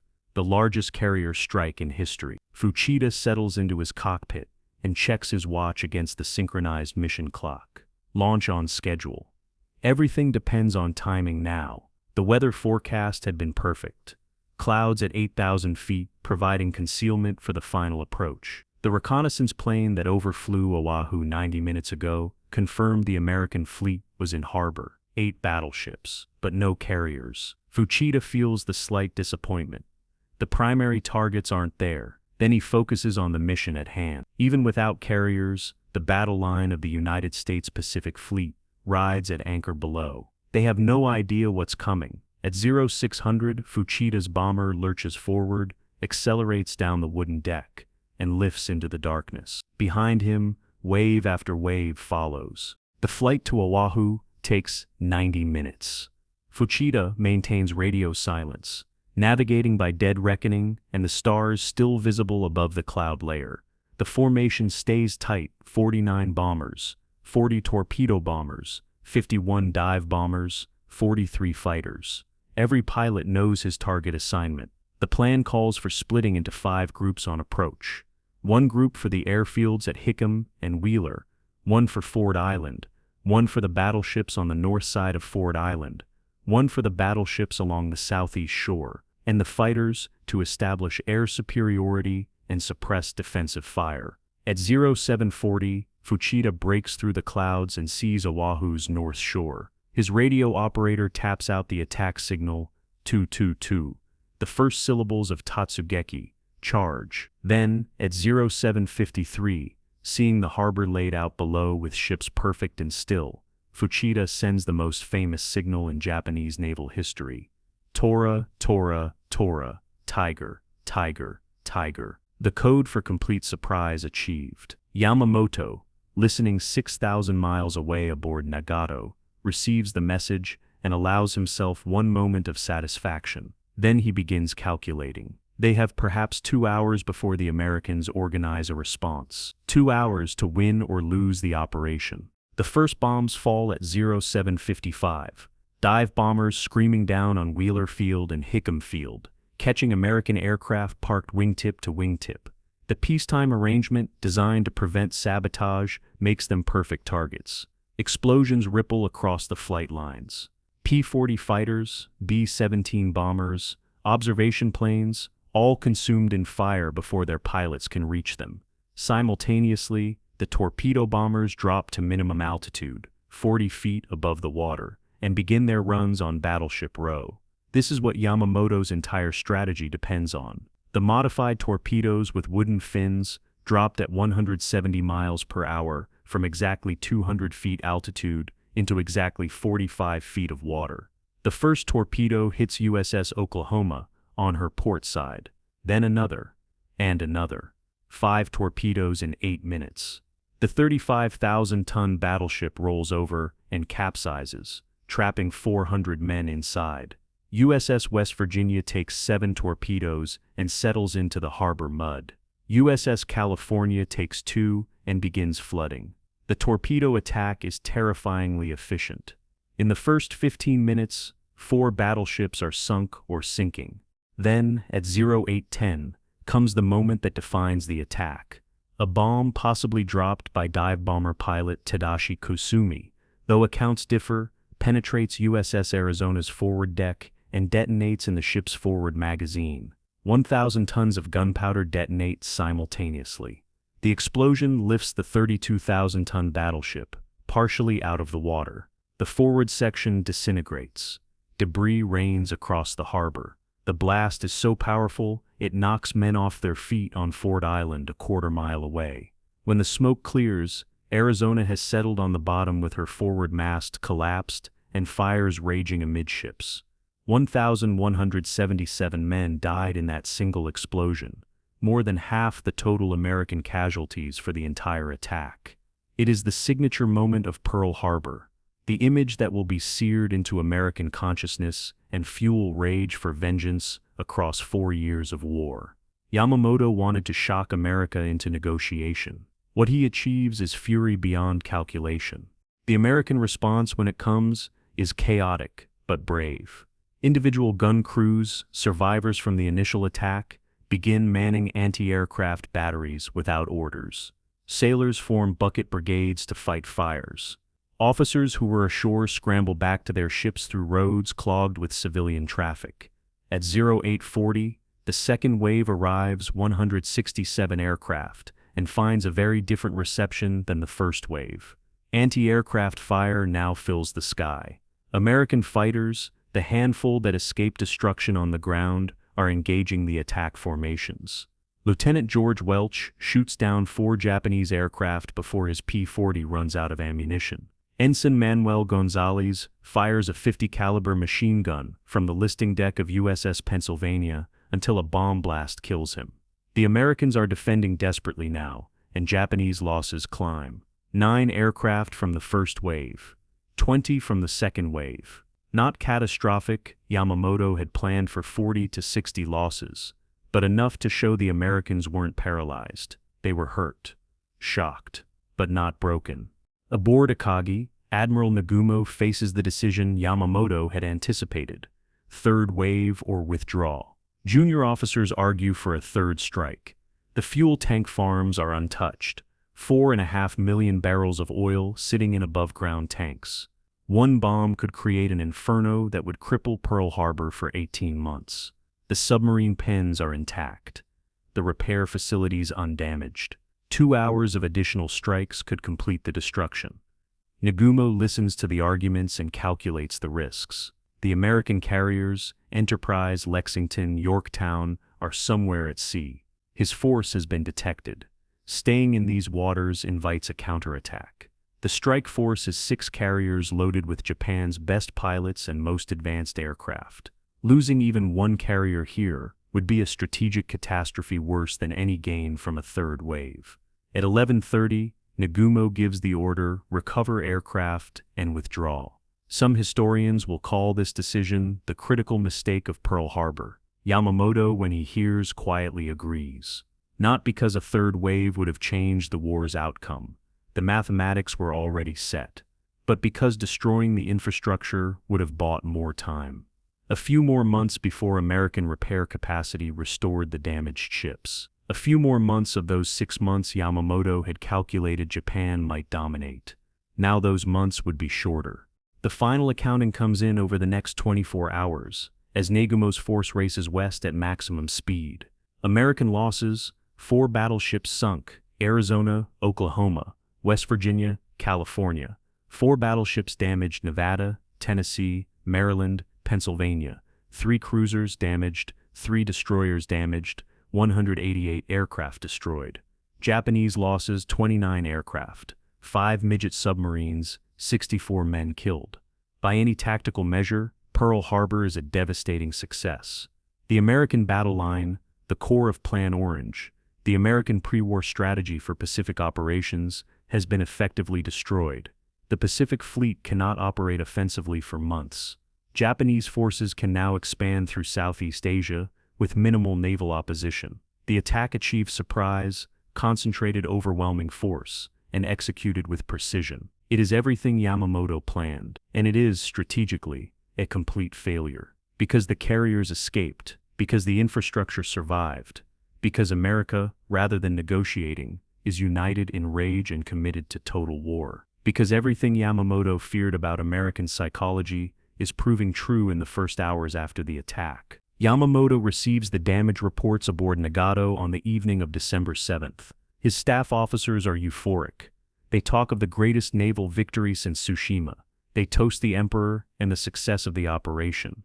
Yamamoto sits quietly, reading the casualty figures. Then he asks the question no one else is asking. Where were the carriers? His chief of staff consults the intelligence summary. Enterprise was returning from Wake Island, delayed by weather. Lexington was en route to Midway. Saratoga was in San Diego. All 3 survived. Yamamoto sets down the report and says quietly, "Then we have accomplished nothing." The staff officers fall silent. One ventures, "Sir, we destroyed 4 battleships." The American battle line is eliminated. Yamamoto looks at him with an expression the officer will remember for the rest of his life. "We destroyed ships designed for the last war. The carriers will win the next one. And we missed them all." The celebration dies. The officers drift away. Yamamoto remains in his cabin, studying the maps, calculating the timeline. The 6 months have begun, and already in the first day the mathematics are worse than he hoped. The psychological impact in America is everything Yamamoto feared, and nothing the Japanese leadership expected. President Roosevelt's December 8th speech calls Pearl Harbor, a date which will live in infamy. Congress declares war with only one dissenting vote. The American public, which had been divided over entering the war, is now unified in fury. War bond drives raise money in days that would have taken months before. Production plants begin converting to military manufacturing immediately. Young men flood recruitment centers. The sleeping giant, the phrase Yamamoto supposedly used, though historians debate whether he actually said it, wakes in rage. And Yamamoto, reading the intelligence summaries of American reaction, understands that Pearl Harbor's tactical success has ensured strategic catastrophe. He wanted to shock America into negotiation. What he achieved was awakening a colossus that will not rest until Japan is destroyed. The perfect strike has created the perfect storm, and the 6-month clock is already ticking. In the days after Pearl Harbor, Yamamoto's mood darkens noticeably. His staff reports he barely sleeps, spending nights in his cabin studying production charts and casualty estimates. He is calculating, always calculating. The Americans will salvage West Virginia, California, and Nevada. They sank in shallow water with minimal structural damage. Repairs will take 12 to 18 months, but they'll return to service. Arizona and Oklahoma are total losses, but America is already building new battleships faster than Japan can build destroyers. The carrier force, the targets that mattered, is intact and will grow. Essex-class carriers are already under construction, due to enter service in 1943. Yamamoto pulls out the production statistics he collected in Detroit 15 years earlier and updates them with current intelligence. The math remains brutal. Japan can sustain current operations for 6 months on existing oil reserves, maybe 8 months if the Dutch East Indies oil fields are captured intact. After that, choices become progressively worse. Already, before the war is a week old, Yamamoto can see the endgame. He has won the opening move brilliantly, and it means nothing. Because the Americans don't quit. Because they have resources Japan can never match. Because the perfect strike awakens something Yamamoto had always feared but never quite believed. American rage channeled into industrial vengeance. The boy from the mountains who survived Tsushima by clear-eyed calculation has just bet his nation's existence on a plan he knew couldn't work. And now he must watch the mathematics prove him right. December 10, 1941, South China Sea. Off the coast of Malaya, Captain Tennant stands on the bridge of HMS Prince of Wales and watches Japanese aircraft circling at high altitude. The battleship and its escort, HMS Repulse, have been at sea for 3 days, hunting Japanese invasion convoys. Now they are the hunted. Tennant orders maximum anti-aircraft alert, but the ships lack fighter cover. The RAF squadrons in Singapore are committed elsewhere. At 13:15 hours, the first wave attacks. High-level bombers miss. Hitting a moving ship from altitude is notoriously difficult. Then, at 13:44, the torpedo bombers arrive. Mitsubishi G-3M bombers dropping to minimum altitude, releasing torpedoes from 800 yards. Repulse dodges brilliantly. Captain Tennant will later call it the finest exhibition of ship handling I ever witnessed. But Prince of Wales is less fortunate. One torpedo hits the stern, jamming the rudder. The battleship begins circling helplessly. 3 more torpedoes strike in quick succession. By 14:20, Prince of Wales is sinking. Repulse follows 30 minutes later. 840 men die. The Japanese lose 4 aircraft. Yamamoto receives the report and understands the battleship era is finished. Even his colleagues, who resisted his carrier doctrine for decades, can no longer deny reality. Naval aviation has just sunk 2 modern battleships operating in open ocean. The weapon Yamamoto championed has proven itself. Now it will consume everything. British, American, and eventually Japanese in its path. The 6 months after Pearl Harbor represent the high watermark of Japanese expansion and, paradoxically, the beginning of inevitable decline. Yamamoto watches his strategy unfold with the precision of a timetable. The Philippines attack December 8th, Manila falls January 2nd, Bataan surrenders April 9th, Corregidor holds until May 6th, Malaya invaded December 8th, Singapore, the Gibraltar of the East, surrenders February 15th with 80,000 Allied troops. The Dutch East Indies, Borneo invaded December 16th, Java falls March 9th, securing the oil fields that were the entire reason for war. Burma invaded January 20. Rangoon falls March 8th, cutting the Burma Road supply line to China.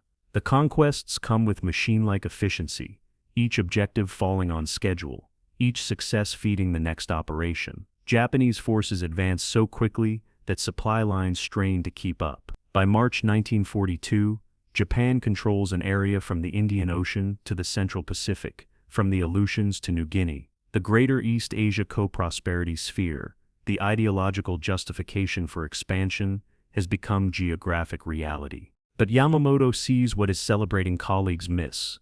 They are winning too much too fast. Each victory requires garrison forces. Each captured oil field needs protection.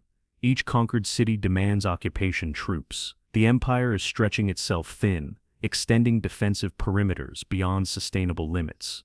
And the pilot losses, masked by victory reports and propaganda, are catastrophic. The Philippines campaign costs 42 carrier-qualified pilots. Singapore, another 38. The Dutch East Indies, 53. These aren't conscripts or garrison soldiers. These are elite aviators with 700 to 1,000 flight hours of training each. They're irreplaceable in any meaningful time frame. Japan's training pipeline produces approximately 100 new carrier pilots per month. American training facilities are ramping up to produce 1,000 per month by May 1942. Yamamoto does the mathematics every evening in his cabin. Current attrition rates mean the elite force that attacked Pearl Harbor will be functionally extinct by mid-1943. The replacements will have 1/3 the training hours. They'll be flying the same aircraft, Zeros that depend on pilot skill to overcome their fragility, but without the skills to survive. The mathematics are already set. Victory is consuming the force needed to sustain victory. The Battle of the Coral Sea, in early May 1942, brings the first strategic check. Japanese forces are moving to capture Port Moresby in New Guinea, which would threaten Australia. American carriers Lexington and Yorktown intercept. It's the first battle in naval history where the opposing ships never sight each other, fought entirely by carrier aircraft across hundreds of miles. The tactical result is roughly even. Americans lose Lexington and 1 destroyer. Japanese lose light carrier Shoho and 1 destroyer, fleet carrier Shokaku, badly damaged. But strategically, the Port Moresby invasion is cancelled. Japanese advance stops for the first time. Yamamoto studies the battle reports with growing concern. Not because Japan lost, technically it didn't, but because of the pilot casualties. 68 carrier-qualified pilots, killed or wounded. The Americans lost 66. But American replacement pilots are already in training. Japanese replacements don't exist yet. The mathematics tighten another notch. And buried in the battle reports is something more troubling. American pilots are improving.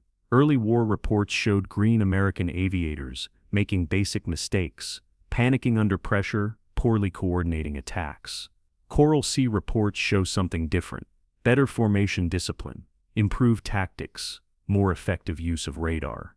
The Americans are learning, adapting. The 6-month window of Japanese qualitative superiority is closing faster than Yamamoto calculated. His staff officers brief him on casualty statistics, and Yamamoto makes them break the numbers down further.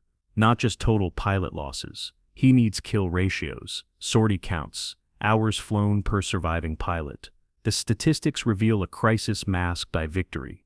Kill ratios are declining. In December 1941, Zeros achieved approximately 12-to-1 kill ratios. By May 1942, 6-to-1. American pilots are learning to avoid turning dogfights where the Zero dominates. They're using altitude advantage to dive on Japanese formations, fire, and climb away before Zeros can respond.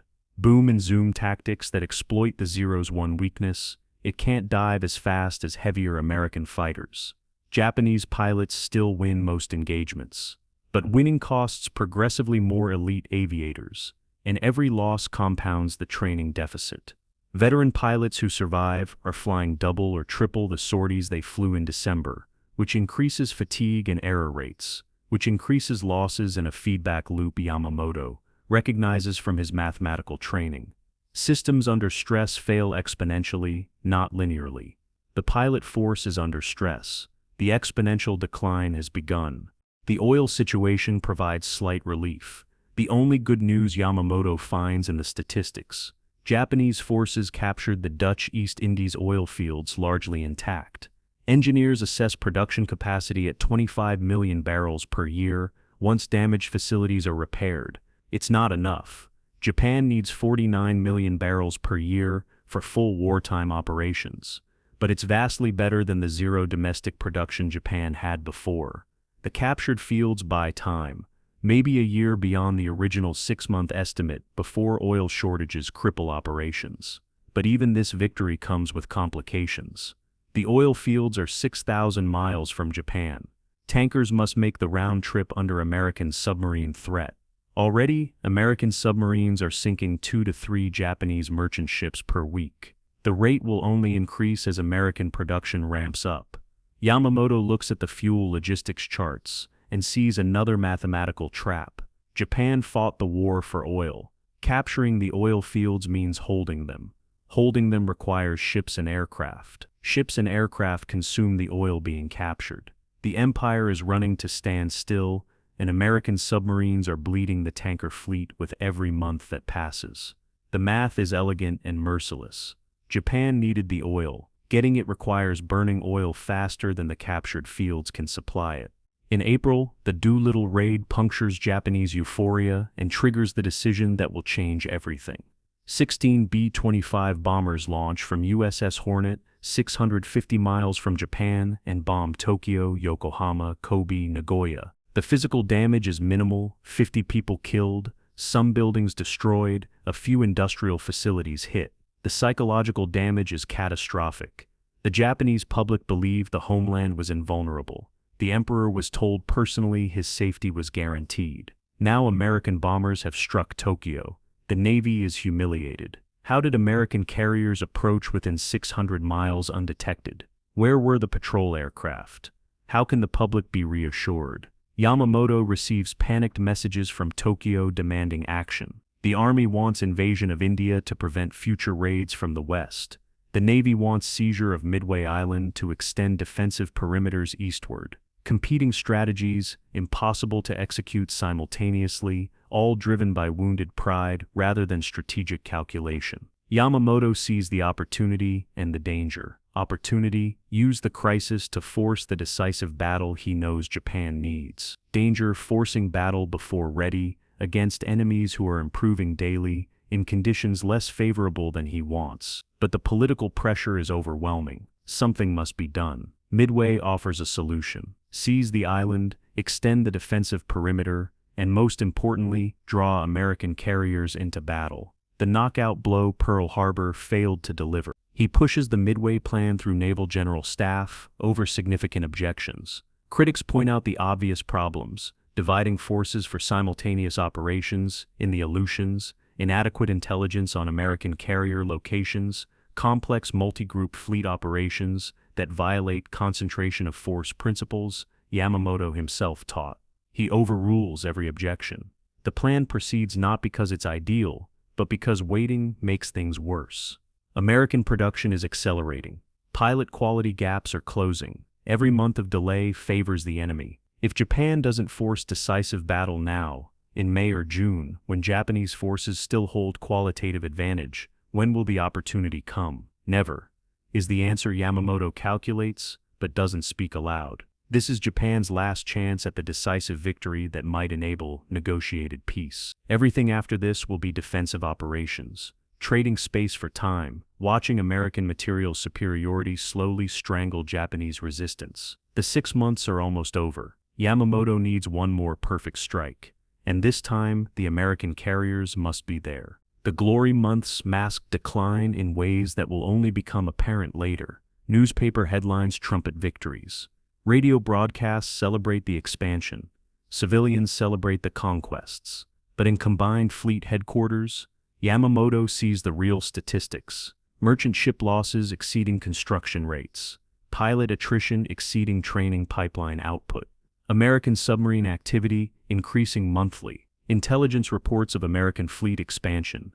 Essex-class carriers entering service by January 1943, with more following every month. The window of opportunity isn't 6 months anymore. It's maybe 4 months, maybe less. Japan must win decisively at Midway, or accept that the war is already lost. The zealots who pushed for war never understood this timeline. They thought early victories proved Japanese superiority, that American will would crack, that spirit would overcome steel. Yamamoto, who lived in America and studied its psychology, knows better. America doesn't quit when hit, it gets angry. Then it mobilizes, then it crushes whatever made it angry. Pearl Harbor ensured American mobilization. The 6 months of glory ensured Americans would mobilize completely, devoting total industrial capacity to revenge. And now in May 1942, Yamamoto must gamble everything on one more operation, because the mathematics he calculated in Harvard have caught up with the victories he planned at sea. April 20th, 1942, Imperial Palace, Tokyo. The Emperor's liaison officer enters the conference room where senior military officers are debating responses to the Doolittle raid. The room falls silent. The officer speaks carefully. His Majesty wishes to understand how American bombers reached Tokyo. He was assured the homeland was invulnerable. The silence deepens. The Navy's representative, not Yamamoto, who was deliberately excluded from this meeting, explains that an American carrier task force approached undetected and launched long-range bombers. The Emperor's officer asks when such attacks will be prevented. The Navy representative promises action. After the officer leaves, the debate erupts. Army officers demand invasion of India to eliminate Allied bases within bomber range. Navy officers want offensive operations to push the defensive perimeter beyond carrier striking distance.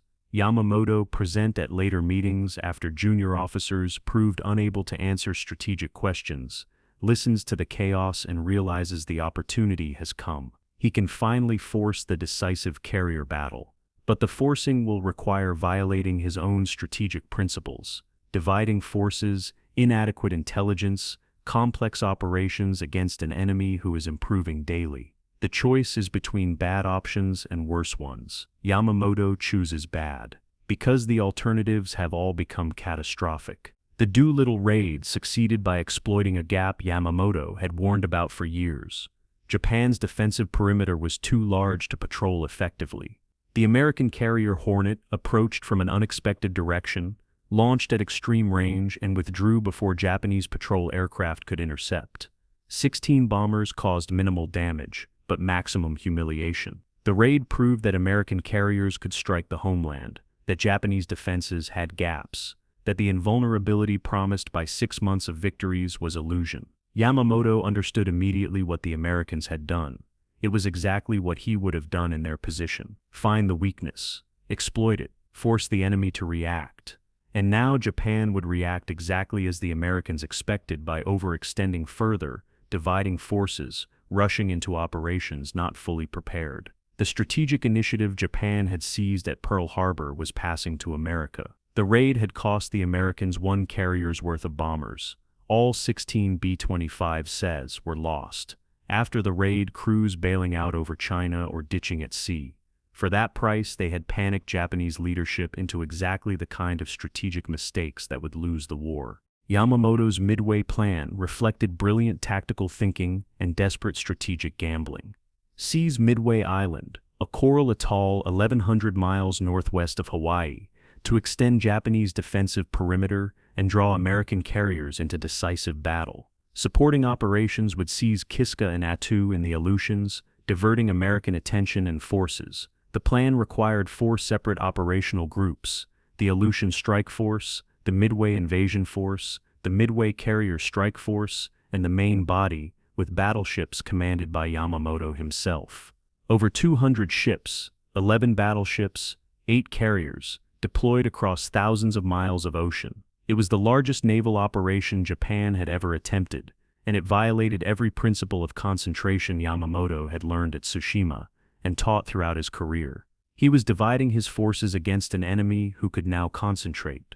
He was operating without reliable intelligence on American carrier locations. He was executing complex coordinated operations that required precise timing across vast distances. When staff officers pointed out these problems, Yamamoto replied simply, "We have no choice." The 6 months were ending. This was Japan's last chance at decisive victory. After this, American production would overwhelm Japanese quality, regardless of tactical brilliance. The Naval General Staff opposed the plan initially. Captain Satoshi Tomioka, lead staff officer, submitted a comprehensive critique: insufficient intelligence, forces divided for multiple objectives, Aleutian operation draining strength from decisive point, invasion of Midway, requiring garrison forces better used elsewhere. Yamamoto read the critique and agreed with every point. Then he threatened to resign if the plan wasn't approved. It was theatrical, but effective. Yamamoto was the Navy's most prestigious officer, the planner of Pearl Harbor, the public face of Japanese naval success. His resignation would create a political crisis the Navy couldn't afford. The staff capitulated. Yamamoto got his operation, but the critique haunted him because he knew Tomioka was correct. The plan had fatal flaws. Under normal circumstances, he would never approve such an operation. But circumstances weren't normal. They were desperate. Japan needed one more perfect victory, one more crushing blow that might force America to negotiate. Logic said it wouldn't work. American psychology said it couldn't work. But proceeding was the only alternative to accepting defeat. So Yamamoto forced the plan through and began preparations for an operation he knew had maybe 30% probability of decisive success. The war games in early May revealed how much the plan depended on luck. Staff officers aboard Yamato conducted tabletop exercises simulating the Midway operation under various conditions. The games were intended to reveal weaknesses and refine tactics. Instead, they revealed catastrophe. In scenario after scenario, American carriers arriving at unexpected times and positions devastated Japanese forces. The game moderators, under pressure to show Japanese victory, began arbitrarily adjusting American actions. When dice rolls indicated American aircraft found and struck Japanese carriers, moderators declared the hits didn't cause significant damage. When Japanese aircraft failed to locate American carriers, moderators gave Japanese forces lucky breaks that enabled attacks anyway.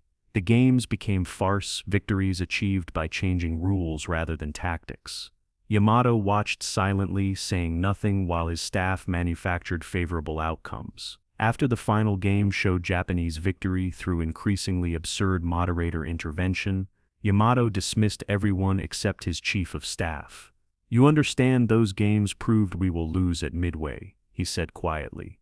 The chief of staff hesitated, then nodded. "Yes, sir, unless we have extraordinary luck." Yamato looked at him for a long moment. "We are betting national survival on luck. Remember that when the operation begins, it was the closest he came to admitting the plan was fundamentally flawed. Intelligence failures compounded the problems. Japanese naval intelligence assessed American carrier strength at 2 fleet carriers available for Midway operations, Enterprise and Hornet. Lexington was known sunk at Coral Sea, Saratoga was believed under repair in San Diego. Yorktown was assessed as heavily damaged in Coral Sea and requiring months of repair. The estimate was wrong on the critical point. Yorktown reached Pearl Harbor May 27th, heavily damaged and leaking fuel. Normal repairs would take 3 months. Admiral Nimitz gave the repair crews 72 hours. 1,400 workers swarmed the carrier, welding plates, patching holes, restoring systems. Yorktown sailed May 30th, still damaged but operational. Japanese intelligence never detected this. Yamamoto's plan assumed 2 American carriers. The Americans would bring 3. The error was compounded by Japanese overconfidence. Why would the Americans defend Midway, a minor outpost of minimal strategic value? Logic said they'd conserve forces, let Japan take the island, wait for better odds. This logic failed to account for American psychology. The nation that mobilized after Pearl Harbor wasn't calculating odds anymore. It was committed to contesting every inch of Pacific territory. Midway would be defended because not defending it was psychological impossible after 6 months of Japanese advances. Yamamoto, who studied American psychology, should have known this. But by May 1942, even he was missing indicators. The strain was showing. The breaking of Japanese naval codes gave Americans every advantage Yamamoto lacked. Station HY-PO in Pearl Harbor, led by Commander Joseph Rochefort, had been working on Japanese JN-25 naval code for months. By May, they could decrypt approximately 15% of intercepts, enough to identify targets, forces, and approximate timing. An intercepted message referencing AF as primary objective prompted an elegant verification. Midway was ordered to send an uncoded message reporting water desalination equipment failure. Japanese intelligence intercepted and reported AF has water problems. Rochefort had his confirmation. Midway was the target. Nimitz now knew exactly where and approximately when Japan would strike. He could position forces for ambush while Yamamoto operated blind. The intelligence imbalance was total and decisive. Yamamoto was planning for the battle he wanted to fight. Nimitz was preparing for the battle Yamamoto would actually bring. One side was guessing, the other side knew. In poker, Yamamoto's favorite metaphor, this situation had a name. Playing with your cards face up while your opponent's cards were concealed. Only a fool continued betting in such circumstances. But Yamamoto wasn't betting for entertainment anymore. He was betting national survival, and when those are the stakes, you play the hand regardless of odds. The final orders went out on May 20th, 1942. The Aleutian Force would strike Kiska and Attu on June 3rd. The Midway Carrier Strike Force under Admiral Nagumo would launch on June 4th. The invasion force would land June 5th. The main body under Yamamoto would remain 300 miles behind Nagumo, ready to engage American battleships if they appeared. The plan assumed American carriers, if they appeared at all, would arrive from Pearl Harbor after Japanese forces were established at Midway. Quick calculation, Pearl Harbor to Midway is approximately 1,100 miles. If Americans sortied after learning of the Midway attack, they'd arrive 72 hours after Japanese invasion. By then, Japanese forces would control the island and have land-based air support. The Americans would be attacking into prepared defenses. Even if they brought all available carriers, Japanese forces would have overwhelming advantages. The logic was sound. It was also completely wrong. Because the Americans weren't responding to the attack, they were already waiting. 3 carriers positioned northeast of Midway, exactly where they needed to be to ambush Nagumo's force. Yamamoto was steaming toward an ambush, convinced he was executing an ambush. The situation was almost poetic in its reversal. The student of American methods was about to be defeated by Americans using Japanese methods. The surprise attack, the concealed positioning, the exploitation of enemy assumptions. Everything Yamamoto taught turned against him. He sailed from Hiroshima Bay aboard Yamato on May 29th, his flagship leading the main body toward Midway. The weather was perfect. Light seas, good visibility, gentle winds. Yamato stood on the bridge and watched the fleet form up behind him. 9 battleships including Yamato, the largest battleship ever built, 72,000 tons, 18-inch guns that could hurl a shell 26 miles. The main body represented overwhelming surface combat power. It was also strategically irrelevant. The battle would be decided by aircraft carriers hundreds of miles ahead. Yamato knew this. Everyone knew this. But battleship doctrine died hard in the Imperial Navy. Having the battleships present reassured the old guard, the officers who still dreamed of Tsushima-style gun duels deciding fleet actions. Yamato let them dream. The battleships served a useful purpose. They frightened American planners into keeping their own battleships away from the action, which meant the carrier duel would be clean, uncompromised by surface actions. Exactly what Yamato wanted. Or thought he wanted. By the time Yamato was 600 miles from Midway, monitoring radio reports of the developing disaster, Yamato would have traded every battleship in the fleet for another squadron of torpedo bombers. But by then the mathematics would be operating, and mathematics didn't negotiate. The night before Nagumo launched his attack, Yamamoto sat in his cabin reading intelligence summaries. Nothing indicated American carriers were near Midway. Patrol aircraft reported empty seas. Radio intercepts were routine. Everything suggested the Americans were still reacting, still organizing, still unaware of the magnitude of forces approaching. Yamamoto read the reports and felt unease he couldn't articulate. The Americans had been too quiet since Coral Sea. No major operations, no aggressive patrolling. It wasn't characteristic. In poker, when opponents went silent after losing a hand, it usually meant they were setting a trap. Yamamoto had learned this at embassy games years ago. Quiet opponents were calculating opponents. He drafted a message to Nagumo: "Be alert for American carriers operating north of Midway. Intelligence may be incomplete." Then he crumpled the message. Sending it would reveal his doubts to his staff, show uncertainty at the moment they needed confidence. Yamamoto had pushed for this operation, threatened resignation to force it through, overruled objections from more cautious officers. If he expressed doubts now, the operation would collapse in confusion. So he said nothing, kept his concerns private, and prayed that for once, just once, luck would favor Japan. The boy from the mountains, who survived Tsushima through calculation, was now hoping luck would overcome mathematics. It was the final proof that desperation had replaced strategy, and desperation, as Yamamoto knew better than anyone, never defeated superior force properly applied. June 4, 1942. 240 miles northwest of Midway, 10:20 hours. Lieutenant Commander Wade McCluskey circles his dauntless dive bombers in frustration. He's been searching for the Japanese carriers for 45 minutes. Fuel is critical. Another 10 minutes, and he'll have to abort, return to Enterprise, and watch the bombers ditch in the ocean when they run dry. The intelligence said the carriers would be here. They're not. The ocean below is empty. Then McCluskey's rear gunner taps his shoulder and points. A lone Japanese destroyer, steaming northeast at maximum speed. A straggler from the carrier force. Ships steam fast for one reason: to rejoin their fleet. McCluskey banks right, following the destroyer's wake.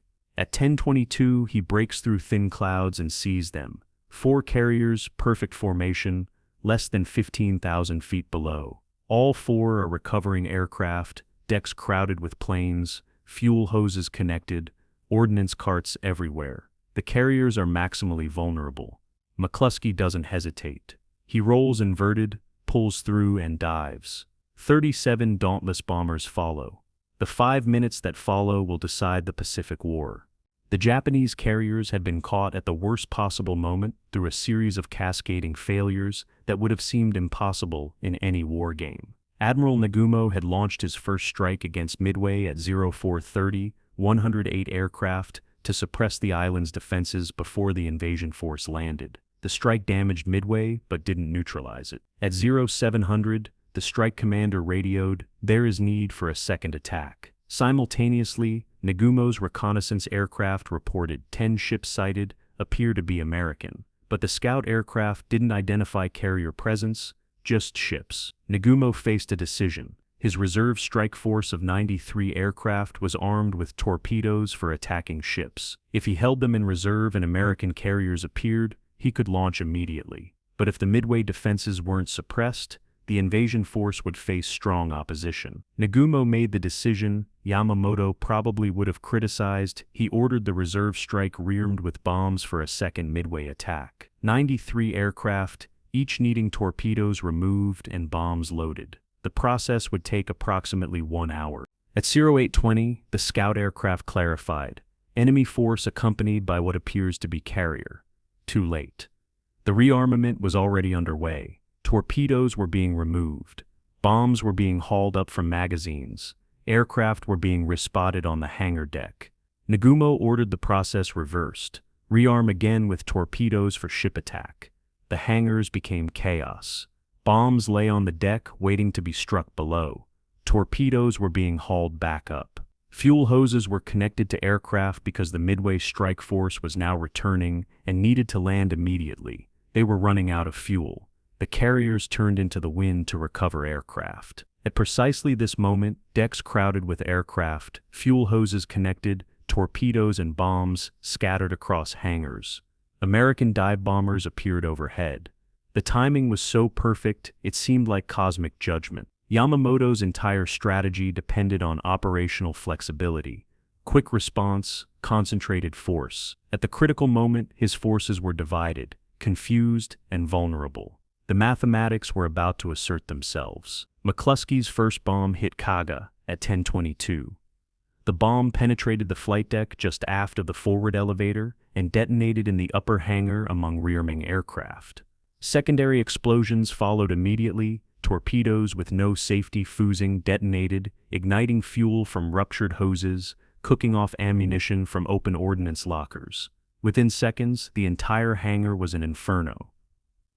On deck, crewmen tried to push burning aircraft overboard. Too late. The fires spread faster than they could work. 4 minutes after the first hit, Kaga was a floating pyre, flames shooting 600 feet into the air, explosions rippling through her hull as stored munitions cooked off. Simultaneously, dive bombers hit Akagi, Nagumo's flagship, with one bomb that penetrated to the hangar deck and detonated among rearming aircraft. Same catastrophic result. Within minutes, Akagi was burning out of control, and Soryu, 5 miles away, took 3 bomb hits in rapid succession. Her flight deck erupted in flames. 3 carriers mortally wounded in 5 minutes. The Pearl Harbor attack force, Yamamoto's perfect striking weapon, destroyed in the time it took to smoke a cigarette. Nagumo stood on Akagi's bridge and watched his fleet immolate. The heat was intense even hundreds of feet from the main fires. Explosions shook the carrier continuously as ordnance detonated. Officers shouted damage reports, fires out of control, flooding in lower decks, steering damaged, list increasing. At 10:46, Nagumo transferred his flag to light cruiser Nagara. He left behind his personal effects, his war maps, and any chance of Japanese victory in the Pacific. Akagi burned for hours before scuttling charges sent her to the bottom. Kaga sank at 7:25 that evening. Soryu followed at 7:13. One carrier remained, Hiryu, separated from the main force and undiscovered by American dive bombers. At 10:40, Hiryu launched a counterattack, 18 dive bombers and 6 fighters. They found Yorktown and hit her with 3 bombs. The American carrier was heavily damaged but stayed afloat. At 2:30 p.m., Hiryu launched a second wave, 10 torpedo bombers. 2 torpedoes hit Yorktown, leaving her dead in the water. But American scout aircraft found Hiryu at 2:45. 24 dive bombers from Enterprise arrived at 5 p.m. 4 bombs hit. Hiryu became the 4th carrier burning out of control. By evening June 4th, the carrier force that attacked Pearl Harbor no longer existed. Yamamoto's 6 months were over. Yamamoto received the initial reports aboard Yamato 600 miles behind the action. 3 carriers burning, then 4 carriers on fire. Then silence as communications broke down in the chaos. He stood on the flag bridge and calculated the implications with mechanical precision. Without carriers, the invasion force couldn't land at Midway. American land-based aircraft would destroy it. Without carriers, the combined fleet had no offensive striking power. Without offensive striking power, Japan could only defend what it already held. And defending against American industrial capacity meant slow defeat. The mathematics were clear. The war was lost. Not in the sense of immediate surrender. Japan could fight for years yet, but lost in the sense that no sequence of actions could now produce victory. American carrier construction would deliver 8 new carriers by early 1943. Japanese construction would deliver perhaps 2 in the same time frame. The numerical balance that had always favored America would now become overwhelming. Midway wasn't just a tactical defeat. It was mathematical proof that everything Yamamoto had warned about was correct, and he had ignored his own warnings because the alternative was accepting defeat before firing a shot. He issued orders throughout the night, trying to salvage something. The main body would steam toward Midway at maximum speed. Perhaps battleship guns could support operations. Perhaps American carriers could be drawn into surface action. Perhaps some victory could be extracted from disaster. But by midnight, the situation was clear. Yorktown was damaged but still afloat. Salvage tugs were towing her toward Pearl Harbor. American land-based aircraft controlled the air around Midway. The invasion force was retreating west. Nagumo's surviving ships were scattered and disorganized. There was no victory to be found. At 02:55 on June 5th, Yamamoto issued the order he never thought he'd give: the Midway operation is canceled. All forces will retire. The staff officers receiving the order stood silent. This was the first time combined fleet had canceled an operation due to enemy action. The first retreat. The first acknowledgement that the Americans could defeat Japanese naval forces in open battle. The mythology of invincibility that began at Pearl Harbor ended 6 months later in exactly the time frame Yamamoto had calculated. He had told his superiors Japan could run wild for 6 months. 6 months minus 3 days after Pearl Harbor, the running ended at Midway. The casualty reports were devastating beyond the ships. Akagi, Kaga, Soryu, Hairyu, all sunk. Heavy cruiser Makuma, sunk on June 6 by air attack during the retreat. 3,057 men killed, and 110 carrier-qualified pilots dead or missing. The pilot losses exceeded the ship losses in strategic impact. Japan now had 5 fleet carriers remaining. Shokaku and Zuikaku damaged at Coral Sea, but repairing, Junyu, Haiyu, and Zuiho. But carrier-qualified pilots were approaching critical shortage. The elite force that attacked Pearl Harbor, men with 700 to 1,000 flight hours, was mostly dead. Replacements had 300 hours training. They could fly the aircraft. They couldn't survive combat against American pilots who were improving daily. The Zero's superiority had depended on pilot quality, exploiting the aircraft's advantages. With mediocre pilots, the Zero was a fragile death trap. The mathematics Yamamoto had calculated were now operating in full. Quality was being overwhelmed by quantity. Elite forces were being consumed. The 6-month window had closed. Everything after this was managed decline. Yamamoto's reaction to Midway shocked his staff with its fatalism. In previous operations, he'd been energetic, engaged, demanding detailed reports and refining tactics constantly. After Midway, he became withdrawn. He moved through his duties mechanically. He reviewed reports without comment. He attended conferences silently. Officers who briefed him noted he rarely asked questions anymore. His chief of staff found him one evening standing at the rail of Yamato, staring at empty ocean. "Sir, the staff is requesting guidance on defensive operations." Yamamoto didn't turn. "The staff knows what must be done. Deploy forward forces to hold the perimeter as long as possible. Conserve carrier forces for defensive operations. Extend the war as long as possible and hope something changes." The chief of staff waited for more. None came. "And if nothing changes, sir," Yamamoto finally turned, and his expression was empty. "Then we will have lost a war that was lost the day it began. I have simply proven it mathematically. You may inform the staff." He returned to his cabin. The meetings continued without him. The prophet had watched his prophecy come true. There was nothing more to say. The American perspective revealed how close victory had been to disaster.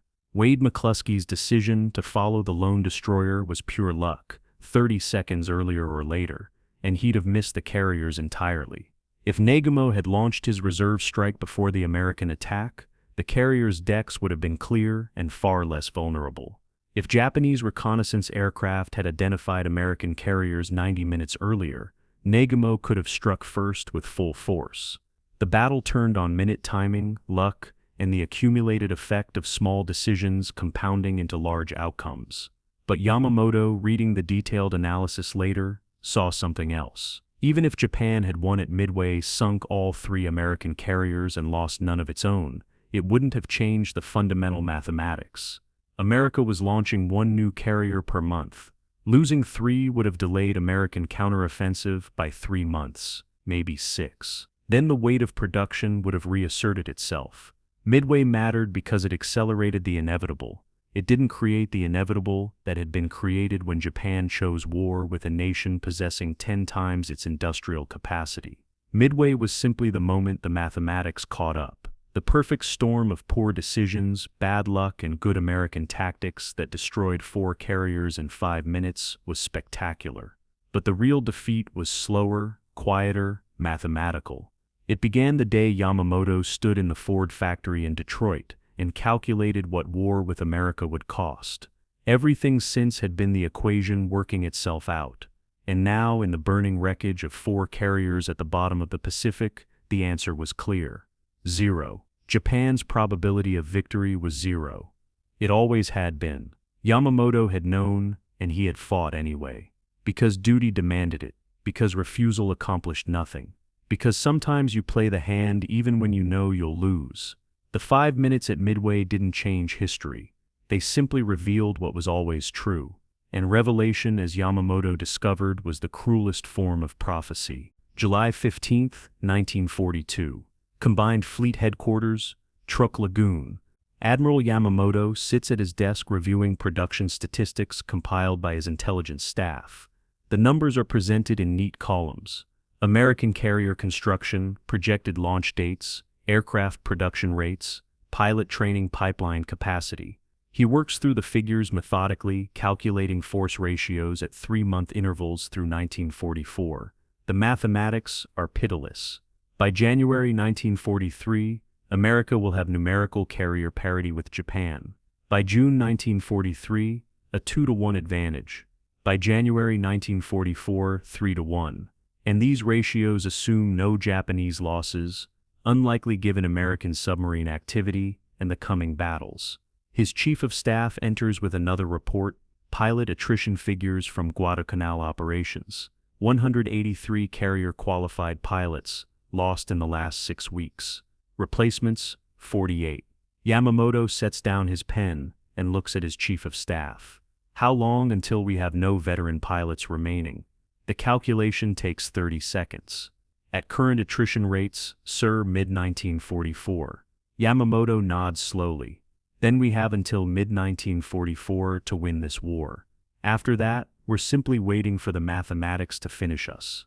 The post-Midway strategic situation was bleaker than anyone in Tokyo wanted to acknowledge. Japan still controlled the vast territory conquered in the war's first 6 months: the Philippines, Malaya, Burma, the Dutch East Indies, parts of New Guinea, islands across the Central Pacific. But controlling territory and defending it were different problems. Every occupied island required garrison forces. Every captured port needed supplies. Every mile of defensive perimeter needed patrol aircraft. The empire had expanded faster than logistics could support. And now, with offensive capability gutted at Midway, Japan faced the nightmare scenario Yamamoto had always feared: static defense against an enemy with unlimited resources and growing strength. In poker, it was the equivalent of playing defense with a shrinking chip stack while your opponent's stack grew every hand. You could delay defeat, but without ability to attack, without capacity to seize initiative, the end was mathematically certain. Yamamoto saw it clearly. Most of his colleagues still believed spirit and determination would somehow prevail. They were wrong. Spirit didn't build carriers. Determination didn't produce oil. The mathematics didn't care about warrior spirit. American production figures told the story with brutal clarity. In 1942, American shipyards would launch 8 Essex-class fleet carriers, 9 Independence-class light carriers, and 26 escort carriers. Japanese production the same year: 3 fleet carriers, all conversions of existing hulls, 2 light carriers. Aircraft production showed similar disparities. America produced 47,836 aircraft in 1942. Japan produced 8,861, a 5.4-to-1 ratio. And America was just beginning to mobilize. Ford's Willow Run plant was being converted from automobile production to B-24 bombers. When fully operational, it would produce 1 bomber per hour, 1 factory, 1 aircraft type. Hourly production. Yamamoto had seen the factory in 1927 when it made cars. He knew what American industrial capacity meant when fully focused. The numbers weren't propaganda, they were mathematics. And mathematics always won eventually. The pilot training crisis was worse than the production deficit because it couldn't be fixed with factories. America's pilot training program graduated 1,000 pilots per month by summer 1942. 15 months of training, ground school, primary flight training, basic and advanced instruction, carrier qualifications. Expensive in time and resources, but sustainable at American production scales. Japanese training still required 2 to 3 years to produce carrier-qualified pilots. 700 flight hours minimum. Standards couldn't be lowered without making the Zero's fragility catastrophic. Inexperienced pilots died quickly in an aircraft with no armor. but maintaining standards meant production couldn't increase. Japan's training pipeline produced approximately 100 new carrier pilots per month. Combat attrition was running 15 to 20% monthly. The mathematics were unambiguous. Current pilot force would be extinct by mid-1944. Replacements would have one-third the training. They'd be flying the same aircraft against American pilots who were improving constantly. It was a death spiral with no exit. Oil consumption presented the third mathematical trap. Japan needed 49 million barrels per year for full wartime operations. The captured Dutch East Indies fields produced approximately 25 million barrels annually once repairs were completed. The 13 million barrel shortfall had to come from reserves, which were finite and depleting. Worse, American submarines were sinking tankers faster than Japan could build replacements. In June 1942, submarines sank 14 merchant ships totaling 53,000 tons. July, 17 ships. August, 21 ships. The tonnage losses were accelerating, while Japanese merchant construction was barely replacing peacetime losses. Admiral Karl Donitz's U-boat campaign in the Atlantic got headlines, but American submarines were conducting a more effective campaign against Japanese logistics, quieter, less dramatic, mathematically devastating. Every sunken tanker meant less oil reaching Japan. Less oil meant reduced training flights, fewer operational sorties, ships staying in port to conserve fuel. The empire was slowly starving while sitting on captured oil fields, because the sea lanes connecting fields to home islands were turning into graveyards. Yamamoto circulated a memo in August 1942, marked Most Secret, that represented his clearest assessment of strategic reality. The document was stark. Current attrition rates are unsustainable. Pilot losses exceed training output by 4 to 1. Carrier losses cannot be replaced at current construction rates. American production advantage increases monthly. Unless decisive victory is achieved before American production reaches full mobilization, estimated January 1943, the war becomes mathematically unwinnable. He included detailed calculations, production comparisons, attrition forecasts. The conclusion was inescapable. Japan had approximately 6 months remaining before defeat became inevitable. That's 6 months again, the same timeline he'd calculated before Pearl Harbor, half a year of running wild. Then mathematics. The memo was filed and never discussed at senior levels. Too defeatist. Bad for morale. Yamamoto understood. No one wanted to hear prophecies of doom from the prophet who had planned Pearl Harbor. If the hero of the war's opening said defeat was certain, what did that say about all the sacrifices already made? The Battle of Guadalcanal, beginning August 7, 1942, brought the mathematical crisis to operational reality. American Marines landed on Guadalcanal to seize a Japanese air base under construction. What was supposed to be a minor operation became a 6-month meat grinder that consumed Japan's remaining offensive power. The strategic logic was simple. Guadalcanal controlled sea lanes to Australia.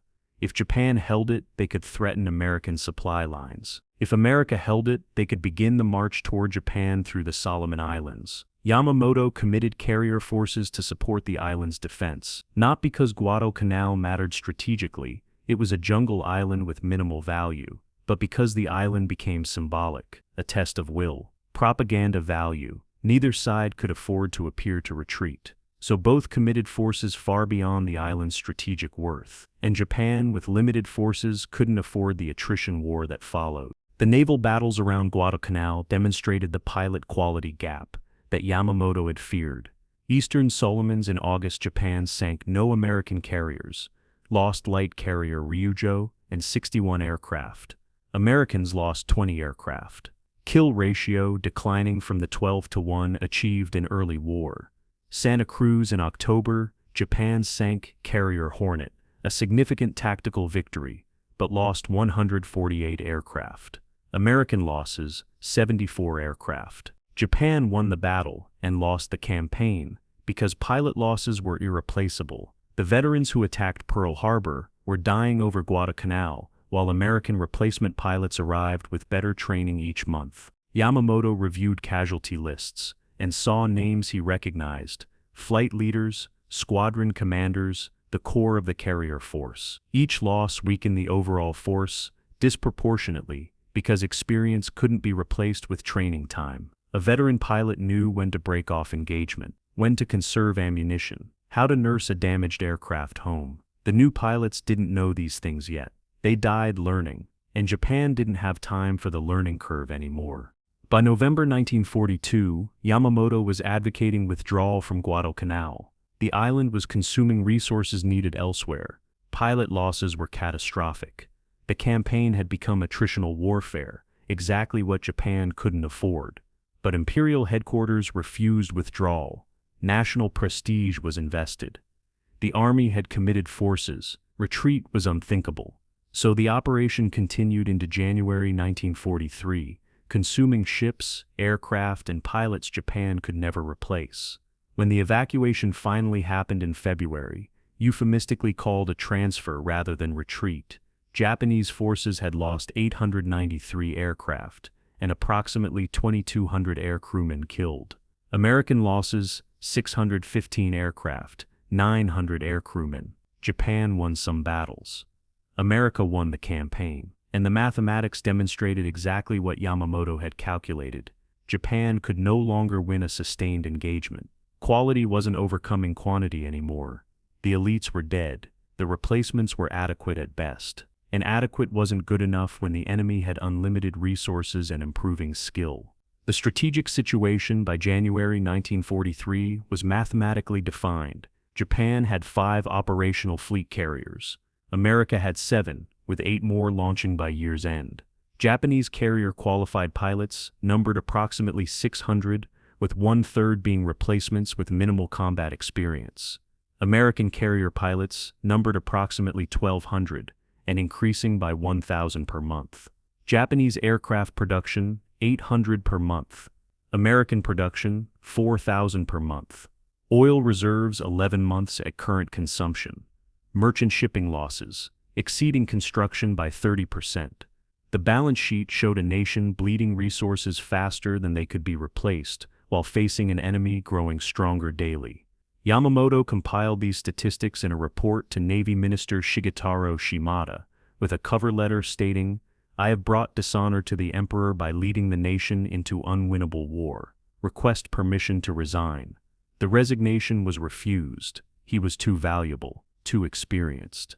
His departure would shatter morale, so he remained, commanded, and watched the mathematics work themselves out exactly as calculated. The tragedy was that everyone around Yamamoto could see pieces of the puzzle without understanding the complete picture. Officers knew pilot losses were high, but believed spirit would overcome. Admirals recognized American production was substantial, but thought Japanese quality would compensate. Strategists acknowledged oil was limited, but assumed new tankers would solve the problem. Nobody except Yamamoto assembled all the pieces and calculated the comprehensive mathematical reality. Or perhaps they did calculate it and refused to accept the conclusion. Easier to believe victory was possible than to accept that every decision was simply choosing how to lose. Yamamoto had no such comfort. He'd spent 20 years studying the exact mathematics now destroying his nation. He knew American industrial capacity. He knew oil consumption rates. He knew training pipeline constraints. He documented everything in memos ignored by the zealots who drove toward war. And now those memos haunted him as their predictions came true with algorithmic precision. The prophet's curse being proved correct about catastrophe. There was no satisfaction in it, only the grinding awareness that everything he'd warned about was happening exactly as calculated. The mathematics were operating, and mathematics never lied. They just killed slowly, implacably, without mercy or grace. Japan had perhaps 18 months remaining before effective military resistance became impossible. Then the question would be whether to negotiate or continue fighting until the empire was destroyed. Yamamoto suspected he knew the answer. Honor demanded fighting to the end. Mathematics suggested the end would be terrible beyond imagination. And he would be required to orchestrate every step of the decline using his genius to delay inevitable defeat, while American production slowly strangled the life from everything he'd spent his career building. August 7, 1942, Guadalcanal, Solomon Islands. Lieutenant Saburo Sakai banks his Zero over Iron Bottom Sound and counts the American ships below, transports unloading Marines onto Guadalcanal's beaches, destroyers providing fire support, cruisers patrolling offshore, 18 American ships conducting an amphibious landing that Japanese intelligence never predicted. Sakai has 900 flight hours, one of the most experienced pilots remaining after Midway. He leads his formation in attack, diving on the landing craft. American anti-aircraft fire fills the sky, denser than anything he's experienced. A shell fragment tears through his canopy. Another punctures his fuel tank. He pulls up trailing smoke, disengages and nurses his damaged Zero back to Rabaul 250 miles over open ocean, with a leaking fuel tank and blood obscuring his vision from head wounds. He lands with his fuel gauge reading empty. The ground crew counts 63 bullet holes in his aircraft. Sakai will survive, one of the few Pearl Harbor veterans to see war's end. But Guadalcanal has just begun. Over the next 6 months, this jungle island will consume Japan's naval aviation in exactly the way Yamamoto feared. Not dramatically, not in decisive battle, just grinding attrition. Death by mathematics. The strategic logic of Guadalcanal was flawed from the beginning. The island offered one asset, Henderson Field, an airstrip the Japanese were building to extend air coverage southward. American seizure of that airstrip created an operational problem. Japanese convoys couldn't operate in daylight within the airstrip's range. This forced night operations, resupply runs conducted in darkness that became known as the Tokyo Express. The convoys worked barely, but they couldn't deliver heavy equipment or large forces. Just troops, ammunition, and minimal supplies. Meanwhile, Japanese air forces based at Rabaul were flying 600-mile round trips to strike Henderson Field and the American positions. 600 miles in a Zero meant operating at maximum range with minimal combat time over target. Pilots were launching, flying 3 hours to target, fighting for 20 minutes maximum, then flying 3 hours back. Fatigue alone was killing pilots before enemy fire could. The operational tempo was unsustainable, but Imperial headquarters had committed to holding Guadalcanal. So the missions continued, consuming pilots and aircraft for an island that didn't matter strategically. The Battle of the Eastern Solomons on August 24th demonstrated the new reality of carrier warfare.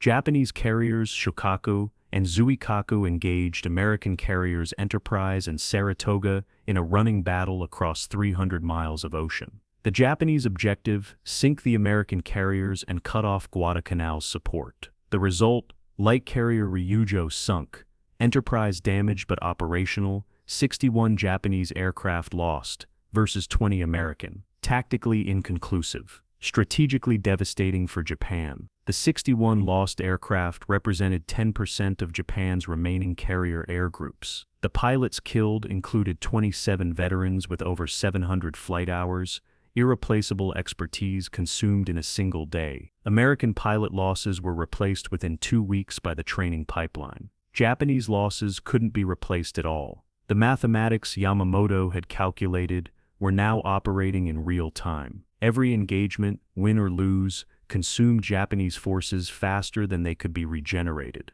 America could afford losses. Japan couldn't. The equation was simple and deadly. Yamamoto watched the casualty reports with growing horror. Not horror at the numbers themselves. He'd calculated those months ago. Horror at how precisely reality matched his predictions. The pilot attrition forecasts he'd circulated in July showed expected monthly losses of 150 to 200 carrier-qualified pilots. August actual losses, 173. September, 161. October, 212. The variance was statistical noise. The overall trend matched his models perfectly, which meant the rest of his predictions would prove equally accurate. By his calculations, Japan's elite pilot cadre would be functionally extinct by March 1943. Replacement pilots with 300 hours training would be flying Zeros designed for 700-hour pilots. The kill ratios would collapse. The losses would accelerate. The feedback loop would become a death spiral, all predictable, all inevitable, all exactly what he'd warned about before the war.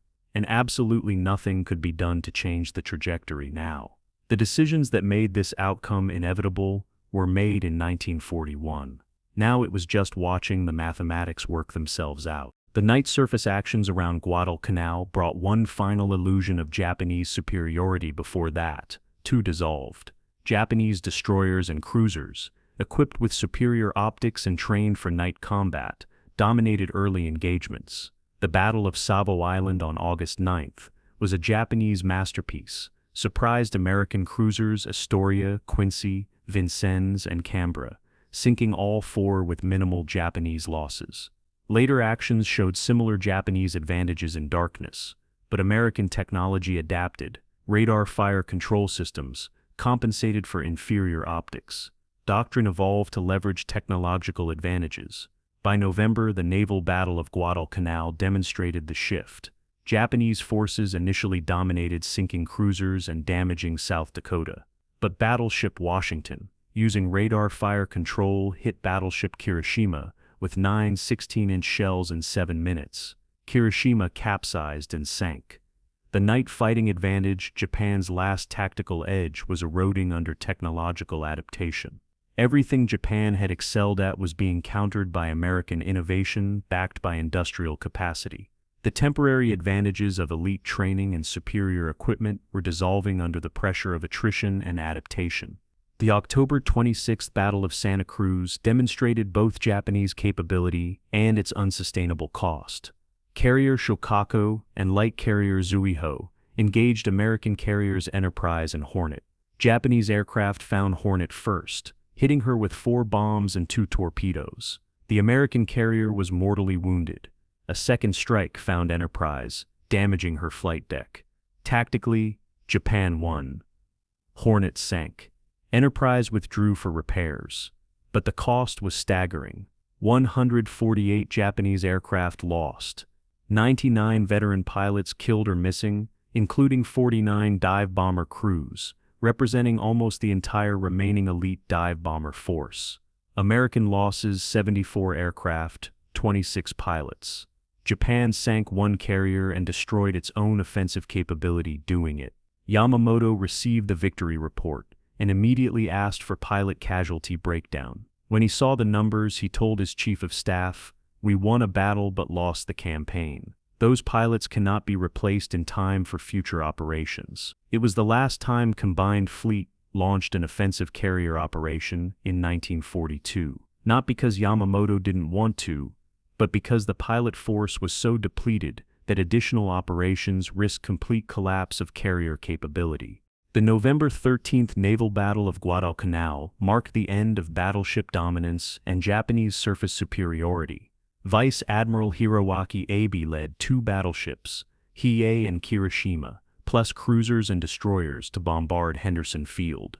American cruisers and destroyers, intercepted in a chaotic night surface action, fought at nearly point-blank range. Hiei was damaged by multiple American destroyers and limped away. At dawn, Henderson Field aircraft found her and attacked continuously. Marine dive bombers, Navy torpedo bombers, even B-17 heavy bombers, all hitting the crippled battleship. Hiei sank that evening.